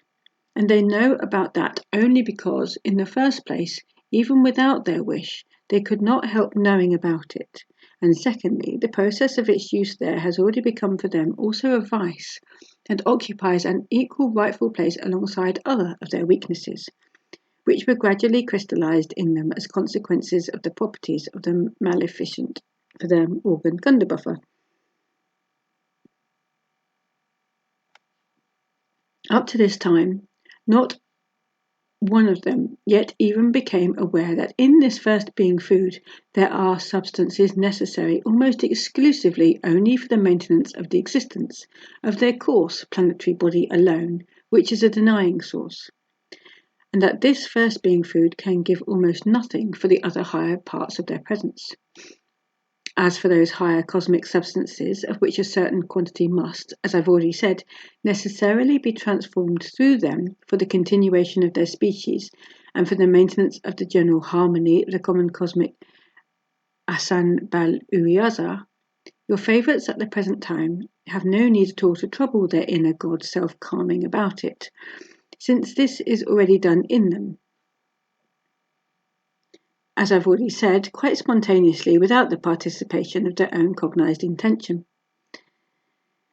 It's interesting, however, to notice that in the beginning, namely soon after the destruction of the functioning of the organ Kundabuffer in the three-brained beings breeding on this planet of yours, they also become aware of these two higher being foods, and then began to use them with cognized intention, and certain beings of the continent Atlantis of its latest period even began to consider these same processes of the absorption of these higher being foods as the chief aim of their existence. The beings of the continent Atlantis then called the second being food Amalus, which meant help for the moon, and they called the third being food the sacred Amarhuden, and this last word then signified for them help for God. Concerning the absence in the psyche of your favourites of a cognized need of absorbing these higher sacred cosmic substances, I wish also to draw your attention to one very important for them sorrowful consequence flowing from this, and namely in view of the fact that in them, together with the cessation of the intentional absorption of these definite cosmic substances necessary for the arising and existence of higher being parts, there disappeared from their common presences not only the striving itself for perfection, but also the possibility of what is called intentional contemplativeness, which is just the principal factor for the assimilation of those sacred cosmic substances. And from that time on, in order to guarantee that the required quantity of those substances might enter into them and be assimilated, nature gradually had to adapt herself to arrange that for each of them, in the course of their whole process of existence, such unexpectednesses should occur already by themselves as are not at all proper to occur to any three-brained being of our great megalocosmos. Unfortunately, nature there was compelled to adapt herself to this abnormality, so that owing to these unexpectednesses, certain intense being experiences and active deliberations might proceed in them automatically, independently of them themselves, and so that, owing to these active deliberations, the required transformation and assimilation of these necessary sacred particles of the higher being foods might automatically proceed in them. Now, my boy, as for the processes themselves of the transformation in the evolutionary and involutionary movements of all these cosmic substances by means of just such apparatuses of the most great common cosmic trogo-auto-egocrat, as all your favourites also are, then those transformations proceed in them as well as in us, and in general in all large and small cosmoses of our common megalocosmos, strictly according to those two same chief fundamental cosmic laws, namely according to the sacred Heptaparaparshinok and the sacred Triamazikamne. Before talking to you about the manner in which the cosmic substances entering into beings as their first being food are transformed in them for the purposes of the common cosmic trogo-auto-egocratic process, and which enter into three-brained beings, if they have a certain kind of attitude towards this process, and also for the coating and the perfecting of their own higher parts, it is necessary for you to bear in mind, for a clear representation of these processes, that in our megalocosmos, from results which have already flowed from every kind of trogo-auto-egocratic process, there are many hundreds of independent active elements with various specific subjective properties which take part in the new formations. These many hundreds of active elements with various properties, wherever they might be, proceeding from the seven stopinders of the fundamental common cosmic sacred Heptaparaparshinok, are, depending upon the stopinder from which they received their primordial arising, divided and localized according to what is called the affinity of vibrations into seven what are called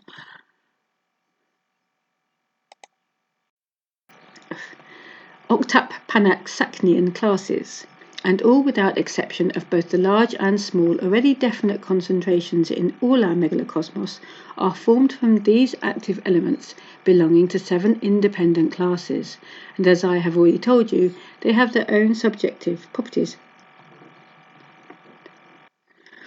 And these subjective properties of theirs, and likewise their what are called proportions of vivifyingness, are actualized firstly according to what form of functioning of the fifth stopinder of the sacred Heptaparaparshinok was flowing during their arising,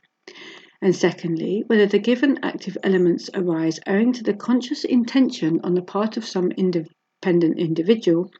or whether they arose automatically merely owing to the second grade law called attraction and fusion of similarities. Well then, these same many hundreds of definite active elements belonging to seven different octapanaxachnian classes and having seven different subjective properties, among which the properties of vivifyingness and decomposition have supreme significance, compose in their totality the fundamental common cosmic asambaluazia, by which the most great cosmic Togo auto egocrat is actualized, the true saviour from the law-conformable action of the merciless Hieropas.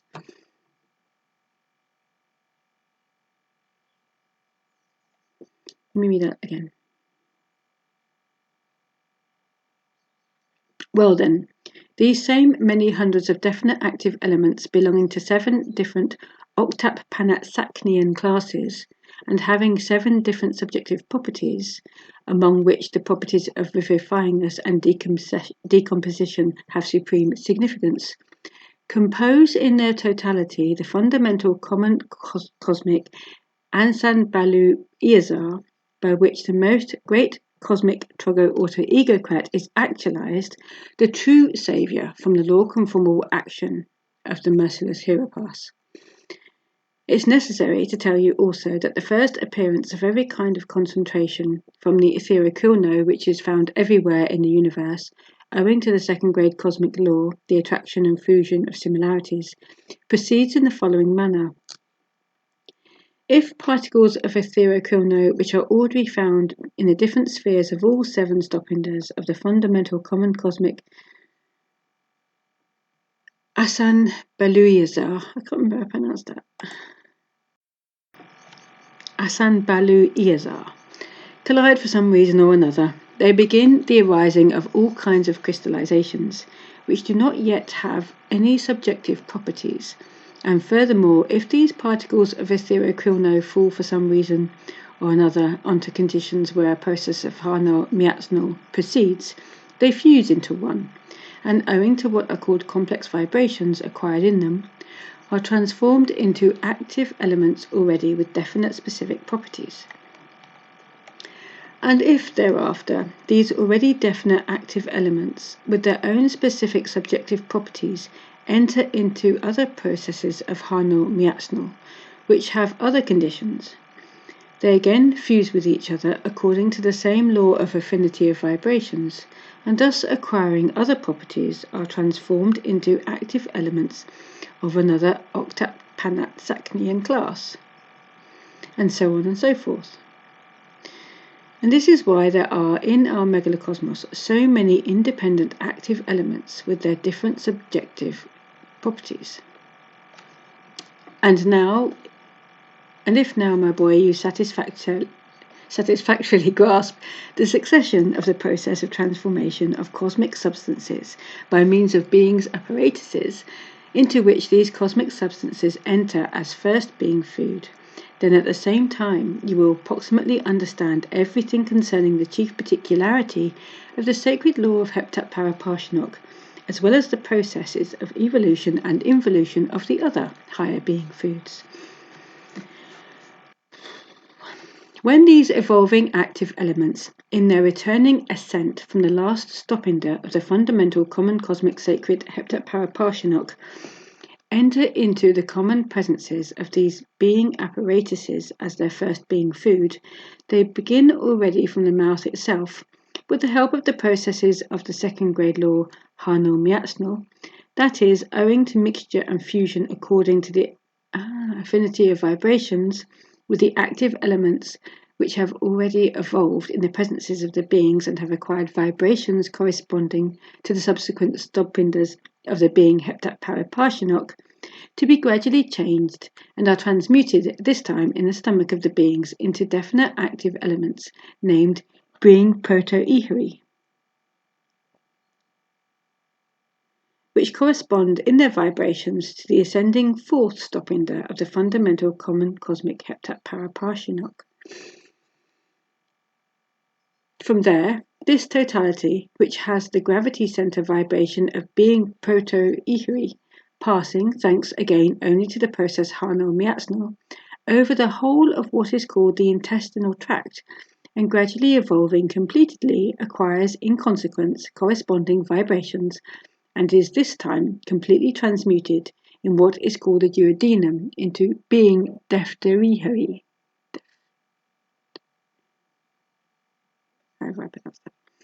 Further, a part of these definite substances of being Defterieheri Defteroeheri. Further, a part of these definite substances of being Defteroeheri go to serve the planetary body itself, and also the local Hanal Miatsnal, in respect of the newly entering food. But the other part, also by means of a process of Hanal Miatsnal of local character, continues its independent evolution and is ultimately transmuted in beings into the still higher definite substances which are called being Tritoeheri.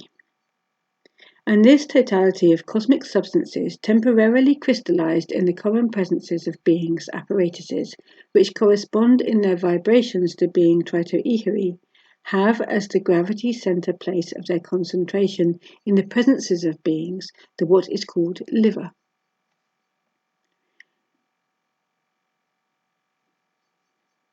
It is just in this place of the being Asan Baluyazar that the lower midline of the sacred Heptat Paraparshanuk is located, called the Meccano-coinciding midline,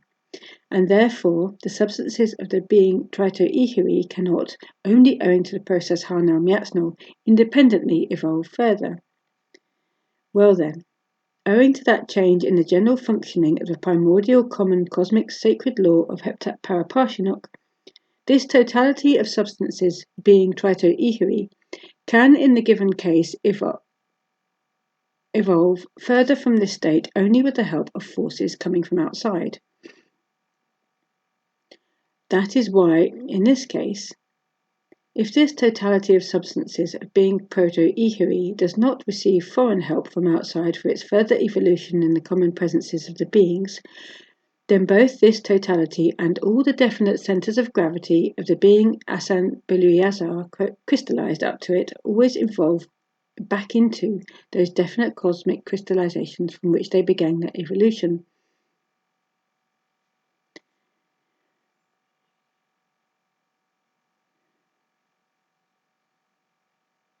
For this help, coming from outside, great nature in the given case most wisely adapted the inner organization of beings in such a manner that the substances which had to enter into the common presences of beings for the coating and feeding of their second being body's question, namely that totality of cosmic substances which your favourites call air, might at the same time serve as just such a help coming from outside for the evolution of the substances of the first being food. The active elements which compose this second being food or air, and which enter into the presences of beings also for evolution through this second being food, beginning from the nose of beings, gradually evolve with the cooperation of the various processes of Hanal Miatsnal of local character, and are also transmuted, this time in the what are called lungs of beings, into Protoeheri, but into Protoeheri called Astronomnian Protoeheri. Astronomonian Protoeheri. And then the substances of this Astronomonian Protoeheri, entering into the presences of beings for their own evolution, and having still in themselves, according to the sacred Heptat Paraparshanuk, all the possibilities of evolving from their centres of gravity by the process of Hanal Miatsnal alone, mix with the totality of substances of the first being food, which have already evolved up to the third stopinder of the sacred being Heptat Paraparshanuk, and further evolve together, and thus help these substances of the first being food to pass through the lower Meccano-coinciding midline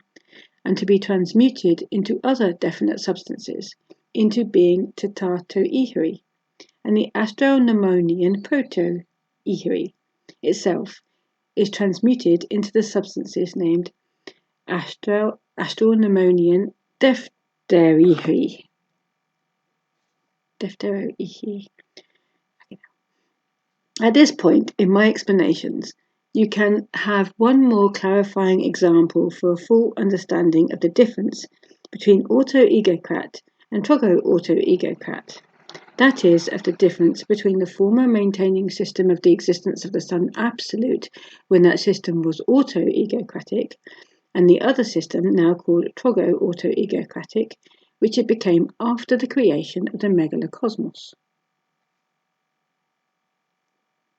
If the transformation of substances through beings' apparatuses proceeded according to the law of the sacred heptat paraparshinok, when certain of its stopinders were not yet changed, that is, as it still functioned before the creation of our now existing megalocosmos,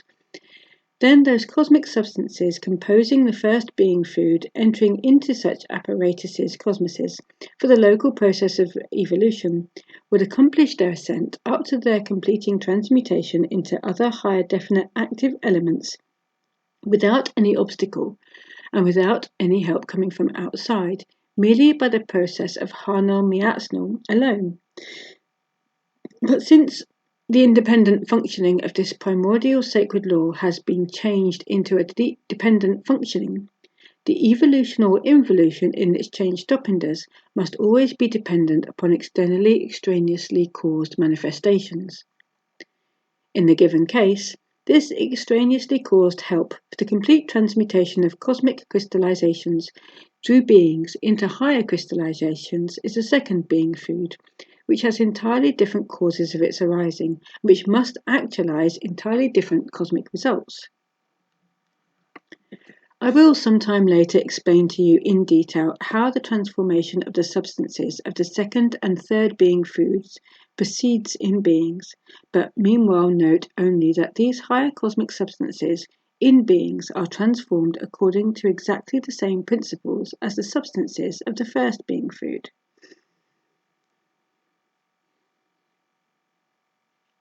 Now we should continue to investigate just how, according to the sacred heptat paraparshinok, the further completing process of the transformation of the substances of their first being food proceeds in the presences of being apparatuses. And so the ordinary first being food is thus gradually transmuted in beings into definite substances called being Tatatoihiri, which have in beings, just as of course in your favourites, as a central place of their concentration, both of what are called the hemispheres of their head brain. Further, a part of this being Tatatoihiri from both hemispheres of their head brain goes unchanged to serve the planetary body of the given being, but the other part, having in itself all the possibilities for independent evolution, continues to evolve without any help coming from outside, and mixing again by means of the process Hanal Miatsnal with previously formed higher substances already present in the beings. It is gradually transmuted into still higher definite active elements called Pianjo-ihiri. And these substances have as the central place of their concentration in beings what is called cyanurinum, or as your favourites call this part of their planetary body, the cerebellum, which in beings is also located in the head. And just these same substances in beings, according to the fifth deflection of the sacred heptat paraparshinok, have the free possibility of giving, in the manifestations of the common presences of three-brained beings, results not similar but opposite to each other. That's why, in respect of these being substances, the beings themselves must always be very, very much on their guard in order to avoid undesirable consequences for their entire whole. From the cerebellum of beings, a part of these definite substances also goes to serve the planetary body itself, but the other part, passing in a particular way through the nerve nodes of the spine and the breast, is concentrated in the beings of the male sex in what are called testicles, and in the beings of the female sex in what most of your favourites call ovaries, which are the place of concentration in the common presences of beings of the being Exio-ihiri, which is for the beings themselves their most sacred possession. You should know that this particular way mentioned is called triunfa. Only after this are the cosmic substances which enter being apparatuses for the purposes of evolution, that is, for the possibility of passing the lower middle in of the fundamental common cosmic exchange of substances transformed into that definite totality of cosmic substances, which transformation is the lot of all beings in general, and also of your contemporary three-brained beings who breed on the planet Earth in particular, for the automatic justification of the sense and aim of their existence. And this totality of cosmic substances is everywhere called exio ihri. And so, my boy, this totality of their first being food, which results from the evolution in these beings' apparatuses, corresponds with its vibrations to the last stopinder of the being Heptatparaparshinok, and according to the particularity of this stopinder, it enters the higher intentionally actualizing Midnal in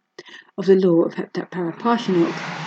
And in order to transform completely into new, higher substances, and in order to acquire vibrations corresponding to the vibrations of the next higher vivifyingness, namely corresponding to the fifth stopinder of the fundamental process of the common cosmic sacred Heptatparaparshinok, it inevitably requires just that foreign help which is actualized only in the presences of the three-brained beings exclusively owing to those factors mentioned by me more than once, and which are manifested in the being part dog duty, that is, owing to those factors which our common Father, Creator, Endlessness, consented to foreordain to be the means by which certain of the Tato cosmoses, as a final result of their serving the purposes of the common cosmic Iranianumanj, might become helpers in the ruling of the enlarged world, and which factors also until now serve as the sole possible means for the assimilation of the cosmic substances required for the coating and perfecting of the higher being bodies, and which we at the present time call conscious labours and intentional suffering. Here it might as well be noticed and emphasized that all the definite cosmic substances which are formed and in consequence are always present in the common presences of your favourites, they well know only this being exio ihri, which they call sperm, and even masterfully perform with it various kinds of their manipulations. And by this name sperm, they give importance to the totality of the definite substances formed only in the presences of the beings of the male sex, and ignore namelessly and with scorn a similar totality of the sum of the substances which arise in the beings of the female sex. Just this same totality of substances, which inevitably always arises as the final sum in the presences of all beings from their first being food, became one of the chief causes of the fact that later, when they ceased to actualize being part dog duty in their common presences, and this totality of cosmic substances in consequence did not receive, according to the sacred Heptatparaparshinok, the required foreign help for their completing evolution into other definite higher active elements, it began to evolve back in them towards those crystallizations from which their evolution began. And such involutionary processes in them began from this time to serve their common presences as factors which began to engender in their common presences the data for the arising of their innumerable what they call illnesses, and thus on the one hand began to de-perfect their previously established essence individuality, and on the other hand to shorten the general duration of their existence. And your favourites, the beings of the planet Earth, particularly the beings of the present time, do not use these same substances of being exio ihri at all consciously, neither for self-perfecting nor for conscious reproduction outside of themselves of new beings similar to themselves. And these sacred cosmic substances formed in them in such a manner serve either only for the purposes of the most great cosmic Togo auto-egocrat, entirely without the participation of their own being consciousness and individual desire, or for the involuntary conception of a new being similar to themselves, who is without their cognized wish, a distressing result for them from the mixing of these sacred substances of the two opposite sexes, who actualize in themselves two opposite forces of the sacred triamazikamno during the satisfaction by them of that function of theirs, which has become, thanks to the inheritance from the ancient Romans, the chief vice of contemporary three-brained beings. I must sadly remark that the mentioned depraved inherency, already completely fixed in their common presences, is for them, particularly for your contemporary favourites, already an automatically acting means of destroying, to the very even root, these impulses which sometimes arise in them from manifestations worthy of three-brained beings, and which evoke in them the what is called a thirst for being. I repeat, my boy, besides the fact that these favourites of yours, particularly the contemporary, ceased to use these sacred substances inevitably formed in them, consciously for the coating and perfection of their higher parts, as well as for the fulfilment of their being duty foreseen by nature herself, which consists in the continuation of their species. Yet even when this latter does accidentally proceed, they already accept it and regard it as a very great misfortune for themselves, chiefly because the consequences which must proceed from it must for a certain time hinder the free gratification of the multitudinous and multiform vices fixed in their essence. And in consequence of this, they, particularly the contemporary beings, strive in these cases by every means to prevent with their whole presence the actualization of such an accidental and, on their part, unintentional sacred manifestation foreseen by great nature. In the last centuries, there were many among them in whom data for all kinds of Hasnamussian properties were strongly crystallized, even became specialists. Let me start that again. In the last centuries, there very many among them in whom data for all kinds of Hasnamussian properties were more strongly crystallized, even became specialists in aiding the destruction of such accidentally actualized sacred being fulfillments, and these specialists there they call makers of angels. Whereas this same being act, which for your favourites has been turned into their chief vice, constitutes and is considered everywhere in our great universe for beings of all kinds of natures as the most sacred of all sacred divine sacraments. Even many two-brained and one-brained beings of the same planet, such as for instance the beings called there hyenas, cats, wolves, lions, tigers, wild dogs, bagushis, frogs, and many others who have not in their what are called law-conformable presences any data at all which give the possibility of comparative logic, at the present time still continue, of course only instinctively, to sense this act as sacred, and manifest it only during those periods which were foredesigned by great nature for this sacred sacrament, namely, chiefly at the period of the beginning of a new completing movement of that cosmic concentration, on which they have their place of arising and existence, that is, during the period which three-brained beings everywhere call the Dionysos of the sacred sacraments of Ceruazar, and which, on the planet which has interested you, are called spring days. Perhaps, my boy, you do not yet know anything about the sacred sacraments of the great Ceruazar, Beelzebub asked his grandson. To this question of Beelzebub, his grandson Hussein replied thus: No, dear grandfather, the details of this I do not yet know. I know only those Dionysos as are regarded among us on the planet Karatas as great holy days, and are called helping God Dionysos. And I know that for these great holy days, Dionysos, all our beings, activus as well as passivus, prepare themselves among almost from the end of the previous holy day,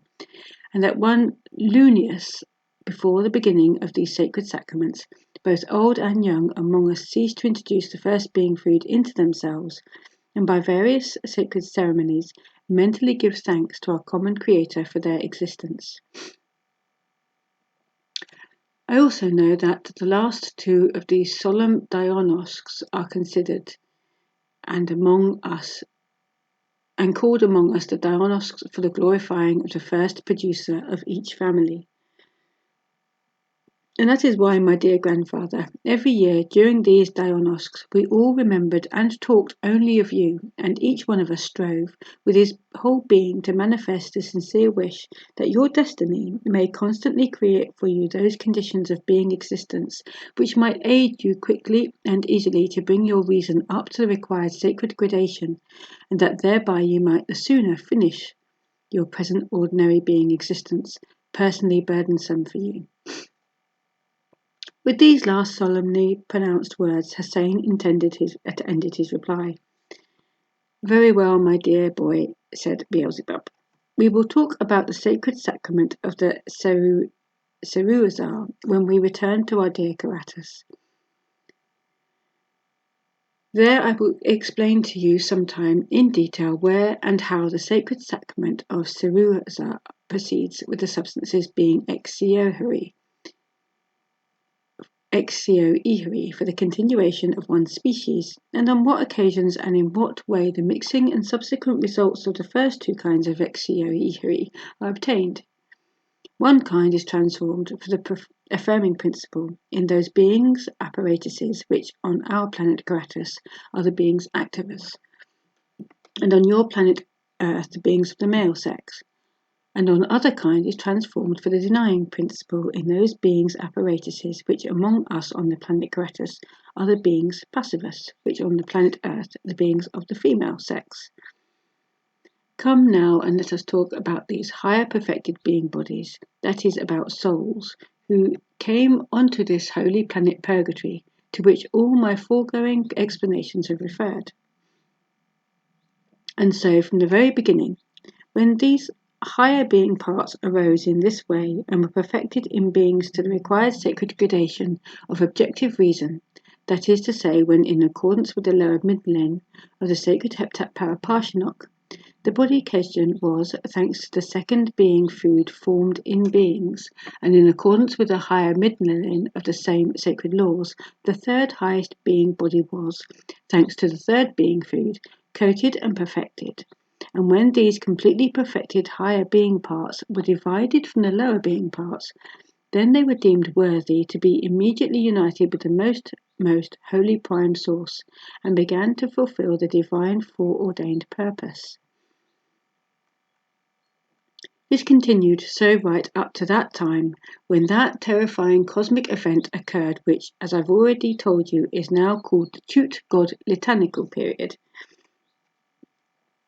Until this common cosmic misfortune, all the higher being bodies which arose and were perfected in certain Tatar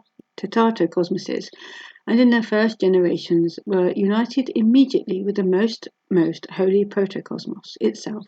because their common presences had already actualized results fully corresponding to it. The point is that before this terrifying cosmic event of which I am speaking, the sacred Logos, which issued from the most holy Son Absolute, was still in a pure state, without the admixture of any extraneously caused arisings whatsoever, with their own subjective properties. And when this sacred Logos came into the spheres of those planets on which the sacred crystallizations arose, and from the results of the transformations of which higher being bodies were coated and perfected through beings apparatuses, then these latter received their presences exactly as they had to correspond to the required conditions of existence in the sphere of the most holy Son Absolute. But afterwards, when the mentioned common cosmic misfortune occurred, on account of which the sacred Logos began to issue from the most holy Son Absolute with the admixture of subjective properties of extraneously caused arisings, then from that time these sacred cosmic arisings ceased to have the possibility of corresponding to the required conditions of existence in the sphere of the most holy prime source. And this admixture of extraneously caused arisings began to be obtained in the sacred Logos owing to the following, and I must add unforeseen, causes. When each separate higher perfected being body becomes an independent individual and acquires in itself its own law of sacred triamazikamno, It begins to emanate similarly to the most holy Sun Absolute, but in miniature. And when many of these perfected independent sacred individuals had been assembled on the most holy Sun Absolute, then between the emanations of these sacred individuals and the atmosphere of the most holy Sun Absolute, there was established what is called a genio-triamazicamnian contact. And those results were obtained which brought on this terrifying misfortune for the higher being perfected parts of which I've already told you. Thereupon, although the action of the results of the genio-triamazicamnian contact soon became harmonized with the already existing actions of the most holy Sun Absolute itself, nevertheless, from that time, the sacred Theomert Malogos began to issue changed and the primary consequences of the results of this contact had time during a certain period to change. It doesn't make sense like that. I'll read that again. Thereupon, although the action of the results of the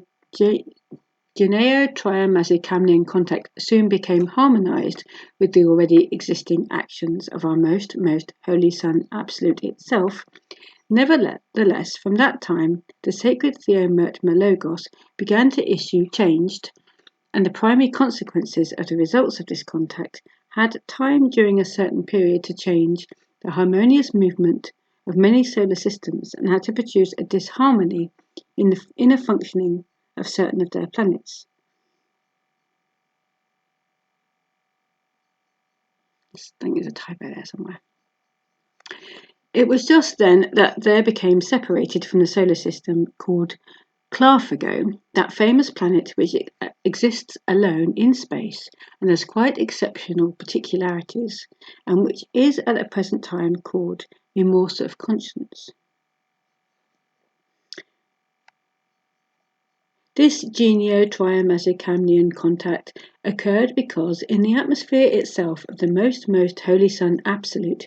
various sourced unusual vibrations began, as I've already said, to issue from these higher being bodies and to unite with the emanations of the most holy Sun Absolute, and together with them also to penetrate everywhere in the megalocosmos, and to reach even to those planets on which higher being bodies were continuing to arise in beings. And these unusual vibrations began to be transformed and crystallized together with the sacred Theomert Malogos, and to take part in the coating of the higher parts in the beings. And it was from this time on that these sacred arisings began to have in their presences special properties which are obtained from this, that certain manifestations of other parts of the given being, in whom these sacred arisings were coated, began to enter and to be assimilated in the composition of the presences of these higher parts, and to give also very unusual results, which afterwards came to be called, and are called until now, sins of the body of the soul. Just these same various results served as a cause for this, that these cosmic formations, even if they had in their perfecting reached to the required gradation of objective reason, yet they had ceased to correspond in their common presences to the conditions of existence in the sphere of the most holy protocosmos, and from that time on they lost the possibility of being deemed worthy to unite themselves with it. Well then, when this helpless position of these higher being bodies, who became independent cosmic sacred individuals perfected in reason, but who were not corresponding in their presences, first became apparent, our all-loving Creator, being infinitely just and merciful, quickly began to take all corresponding measures concerning such an unforeseen and sorrowful phenomenon. This grievous phenomenon of these sacred individuals put them indeed in a helpless position, because although having no possibility on account of those mentioned sins in their presences of uniting with the bosom of the prime source of the whole, they at the same time, having attained their gradation of the sacred measure of reason which brings them into subjection to the second grade cosmic law named Tetetzender, had lost the possibility of free existence on the surface of ordinary planets. Then, among the various divine measures undertaken, there followed his decree to choose the very best planet in the whole of our great megalocosmos, especially to arrange its surface, and to leave it for the free further existence of these higher being bodies, who were perfected in reason, so that in this way they might receive all possibilities for self-purification from the undesirable elements which were in their presences. So then, from that time on, this holy planet arose with the name of Purgatory, and its chief organization and government was undertaken at his own wish by our all-quarters maintainer, the great arch-cherub Helgematios, and the same great Helgematios who, after the creation of the world, first merited the sacred Anklad, that is, first acquired that degree of reason which alone it is in general possible for an independent individual, whatever his nature, to attain, and which is third in degree after the absolute reason of our endlessness. Although this holy planet is indeed the very best in every respect, as you have seen yourself, and everything on its exterior is exclusively of such a kind that it is always perceived by each independent individual, as I've always said, lunisonally, that is beautifully, delightfully, yet to those perfected higher being bodies existing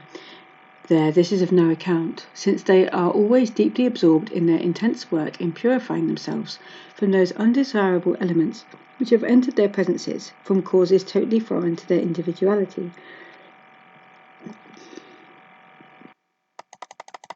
In the common presences of these unfortunate higher being bodies now existing on this holy planet, perfected in reason to the highest limit attainable by ordinary higher cosmic individuals, there is only this single datum, which sometimes engenders in them the impulse of hope, and that is that they may at some time purify themselves and obtain the happiness of uniting with and becoming a part of that greatness which our omnipotent, all-just common Father Endlessness actualizes for the welfare and happiness of everything existing in our great megalocosmos.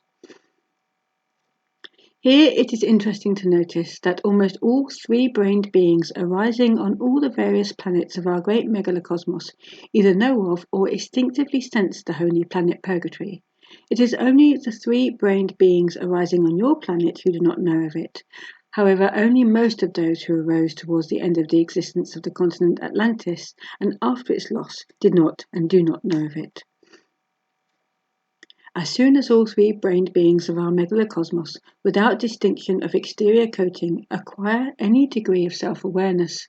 they already begin consciously or instinctively to dream of going on to that holy planet, in order later to have the happiness to become a particle of that greatness, the blending with which must sooner or later be the lot of every already arisen essence. And three-brained beings who have attained to an already greater self-awareness always eagerly and even joyfully permit, during their ordinary being existence, for the realization of these dreams of theirs, those unpleasantnesses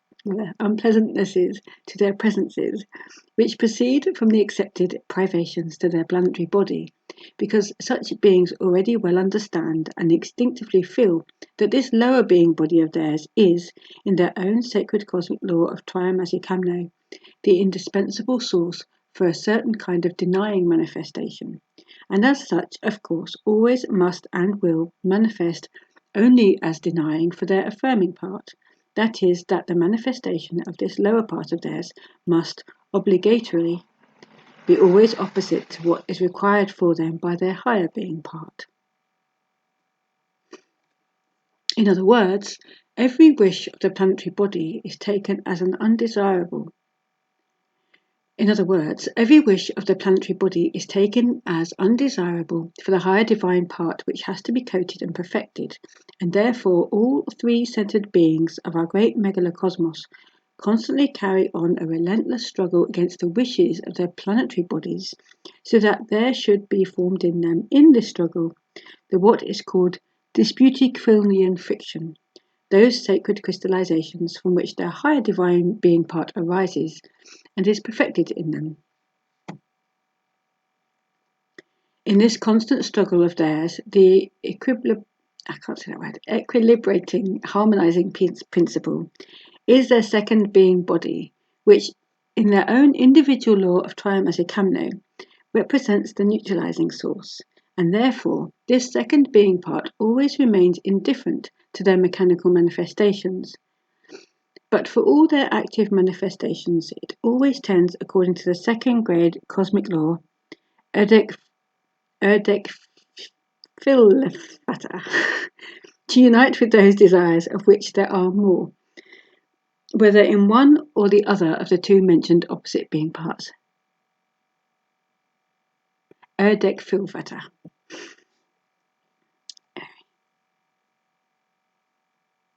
As I've already said, in the beginning, that is to say, before the loss of the continent Atlantis, the three-brained beings of your planet too also had an approximate understanding of the holy planet Purgatory, and there even then existed several legomenisms concerning it. And after the loss of that continent, certain partial legomenisms concerning this holy planet Purgatory also survived through learned beings of that time, who were by chance saved and began to be transmitted there from generation to generation.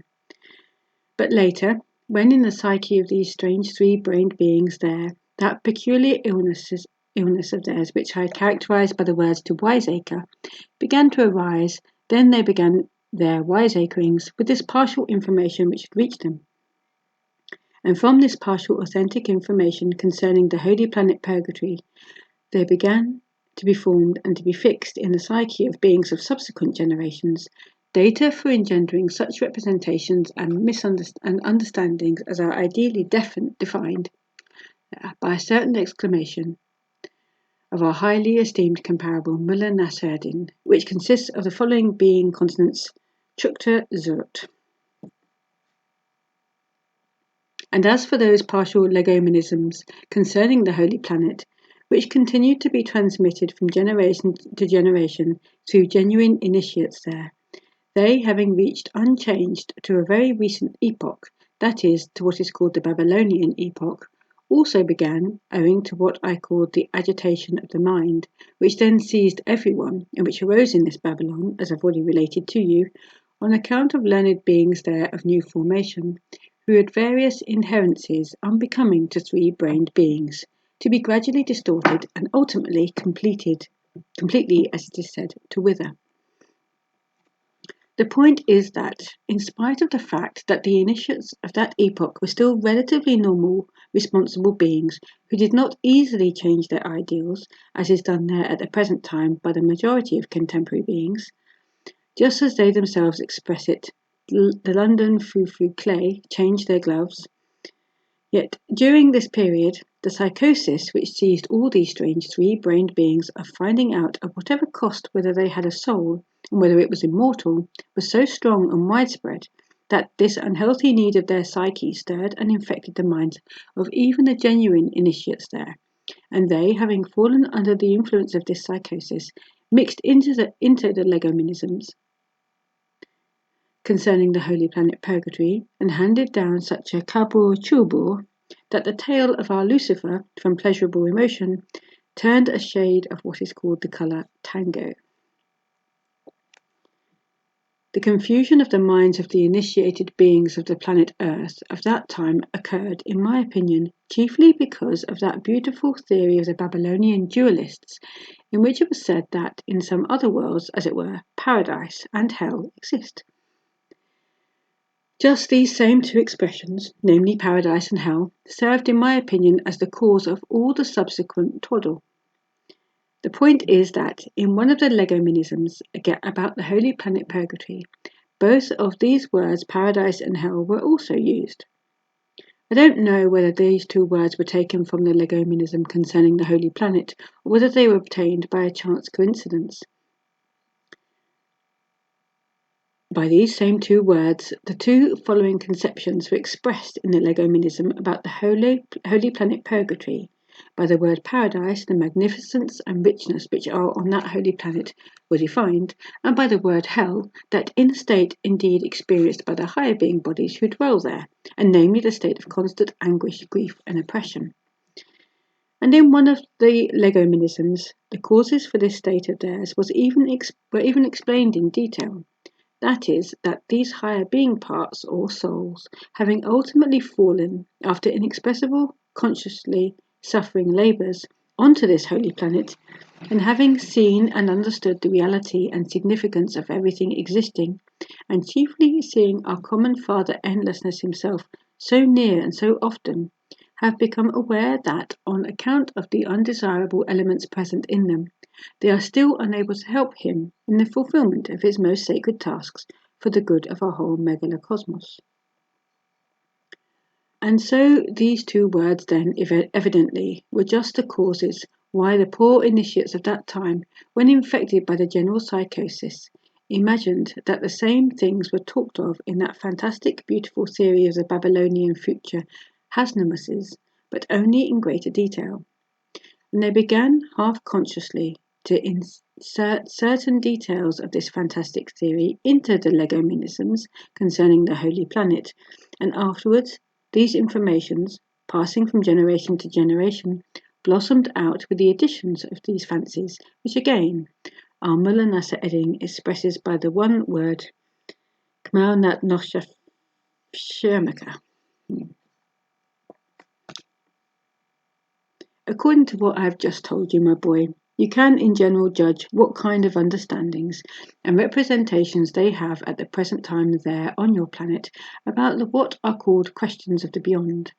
It can truly be said that if these understandings and notions of your eccentrics about their questions of the beyond were heard by our hens, they would begin to laugh so hard that the same thing might happen to them from their laughter as happens there among your favourites from what is called castor oil.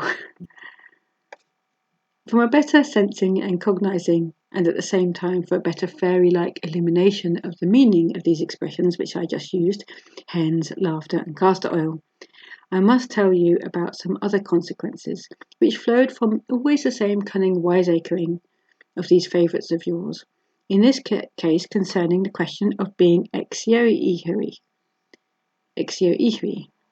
The more so since the knowledge about this will give you additional data for elucidating by a concrete example certain particularities which I have already explained to you of the fundamental cosmic sacred law of Heptat Paraparshinok.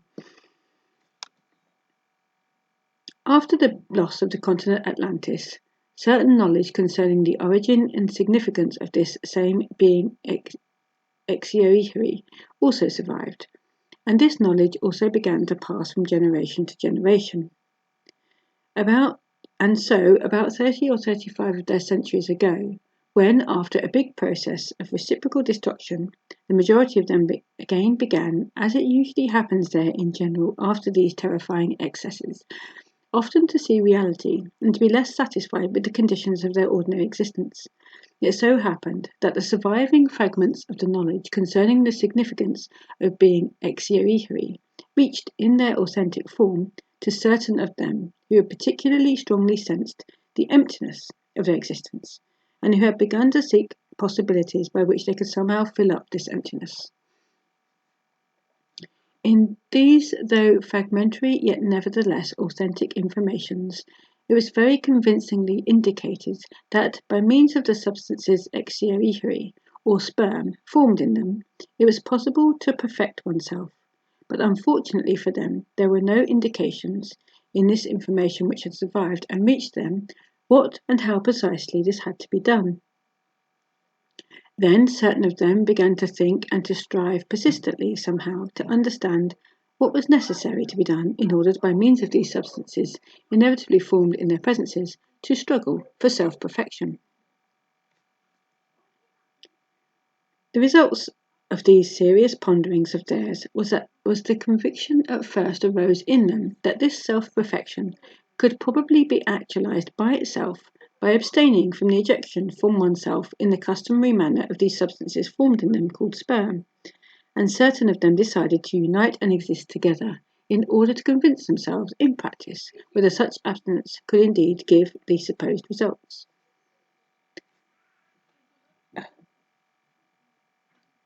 However hard these same beings of your planet who were first interested in this question strove to get clear about this, they arrived at nothing, It was only the second generation of them who ultimately, after long conscious observations and intensive active meditations, categorically understood that this was indeed possible, exclusively only on condition of a ceaseless fulfillment of being part dog duty, and those of them, beings of the said generation, as well as certain of the subsequent 2 generations, who began seriously to actualize this, did indeed attain the expected results. But already the 4th generation of those beings who were first interested in this question, and who were followers not from essence conviction, but from a property called to imitate, which had by that time also become inherent in these terrestrial 3-brain beings, also began to exist together and to do as it were the same thing. So from that time it began and until now automatically continues that such followers organize themselves in separate groups and sometimes form solid sects of various denominations, and putting this same abstinence as the basis of their aim, exist together segregated. Just these same places of theirs for segregated common existence together are called monasteries, and the separate beings there belonging to these sects called monks. At the present time, very many of these monasteries exist there, and these innumerable monks who enter them do indeed strictly abstain from the ejection from themselves in the customary way of the being exio-ihri, or sperm formed in them. But of course no sensible result at all is ever obtained from this abstinence of theirs, and it is not obtained because the thought has ceased even to enter the heads of these unfortunate contemporary monks, that although it is indeed possible, by means of these substances exio-ihri formed in them, to perfect themselves, yet this can proceed exclusively only if the 2nd and 3rd being foods are intentionally absorbed and consciously digested in one's presence. And this is possible exclusively only if all the parts of one's presence have been accustomed beforehand consciously to fulfill both sacred being part dog duties, that is, to fulfill conscious labours and intentional sufferings. It is, however, unjust to say that no sensible result at all is obtained among these monks there. There are even obtained among them sensible results of 2 independent kinds.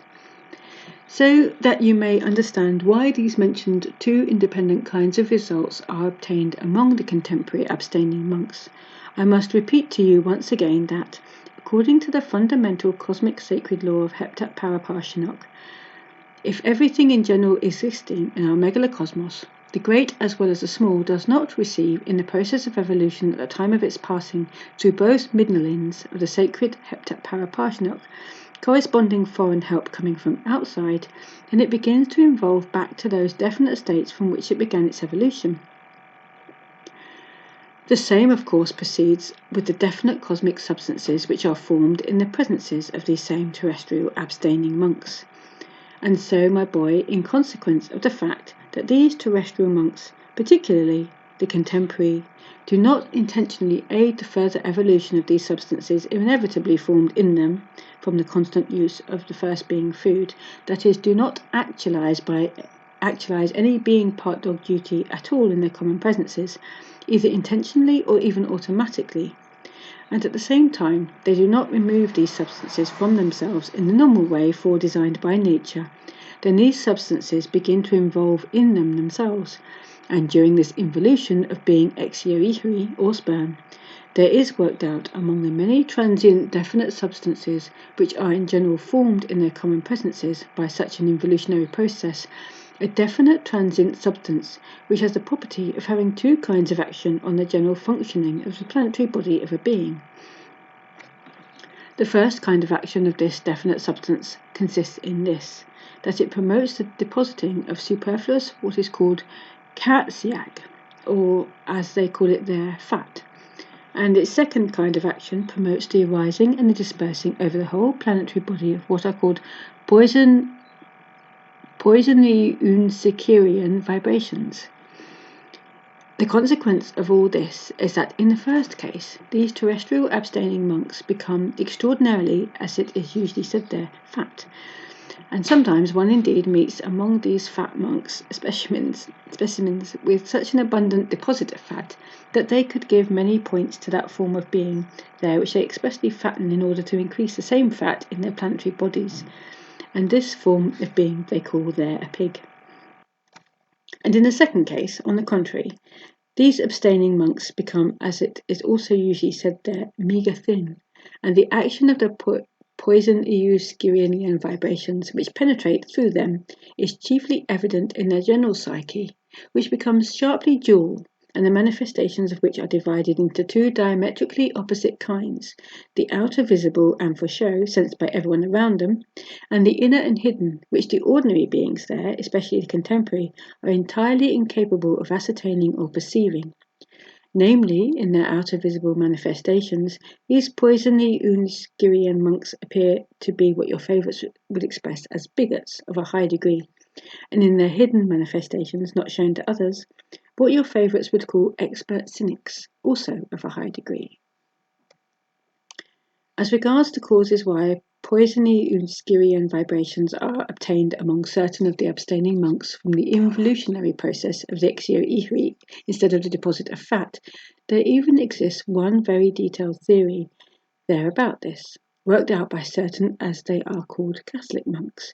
who several centuries ago proved in great detail that this proceeds because in the first year of their existence these same thin monks very zealously occupy themselves with that occupation from which pimples, known even to medicine there, generally appear on the faces of young beings there.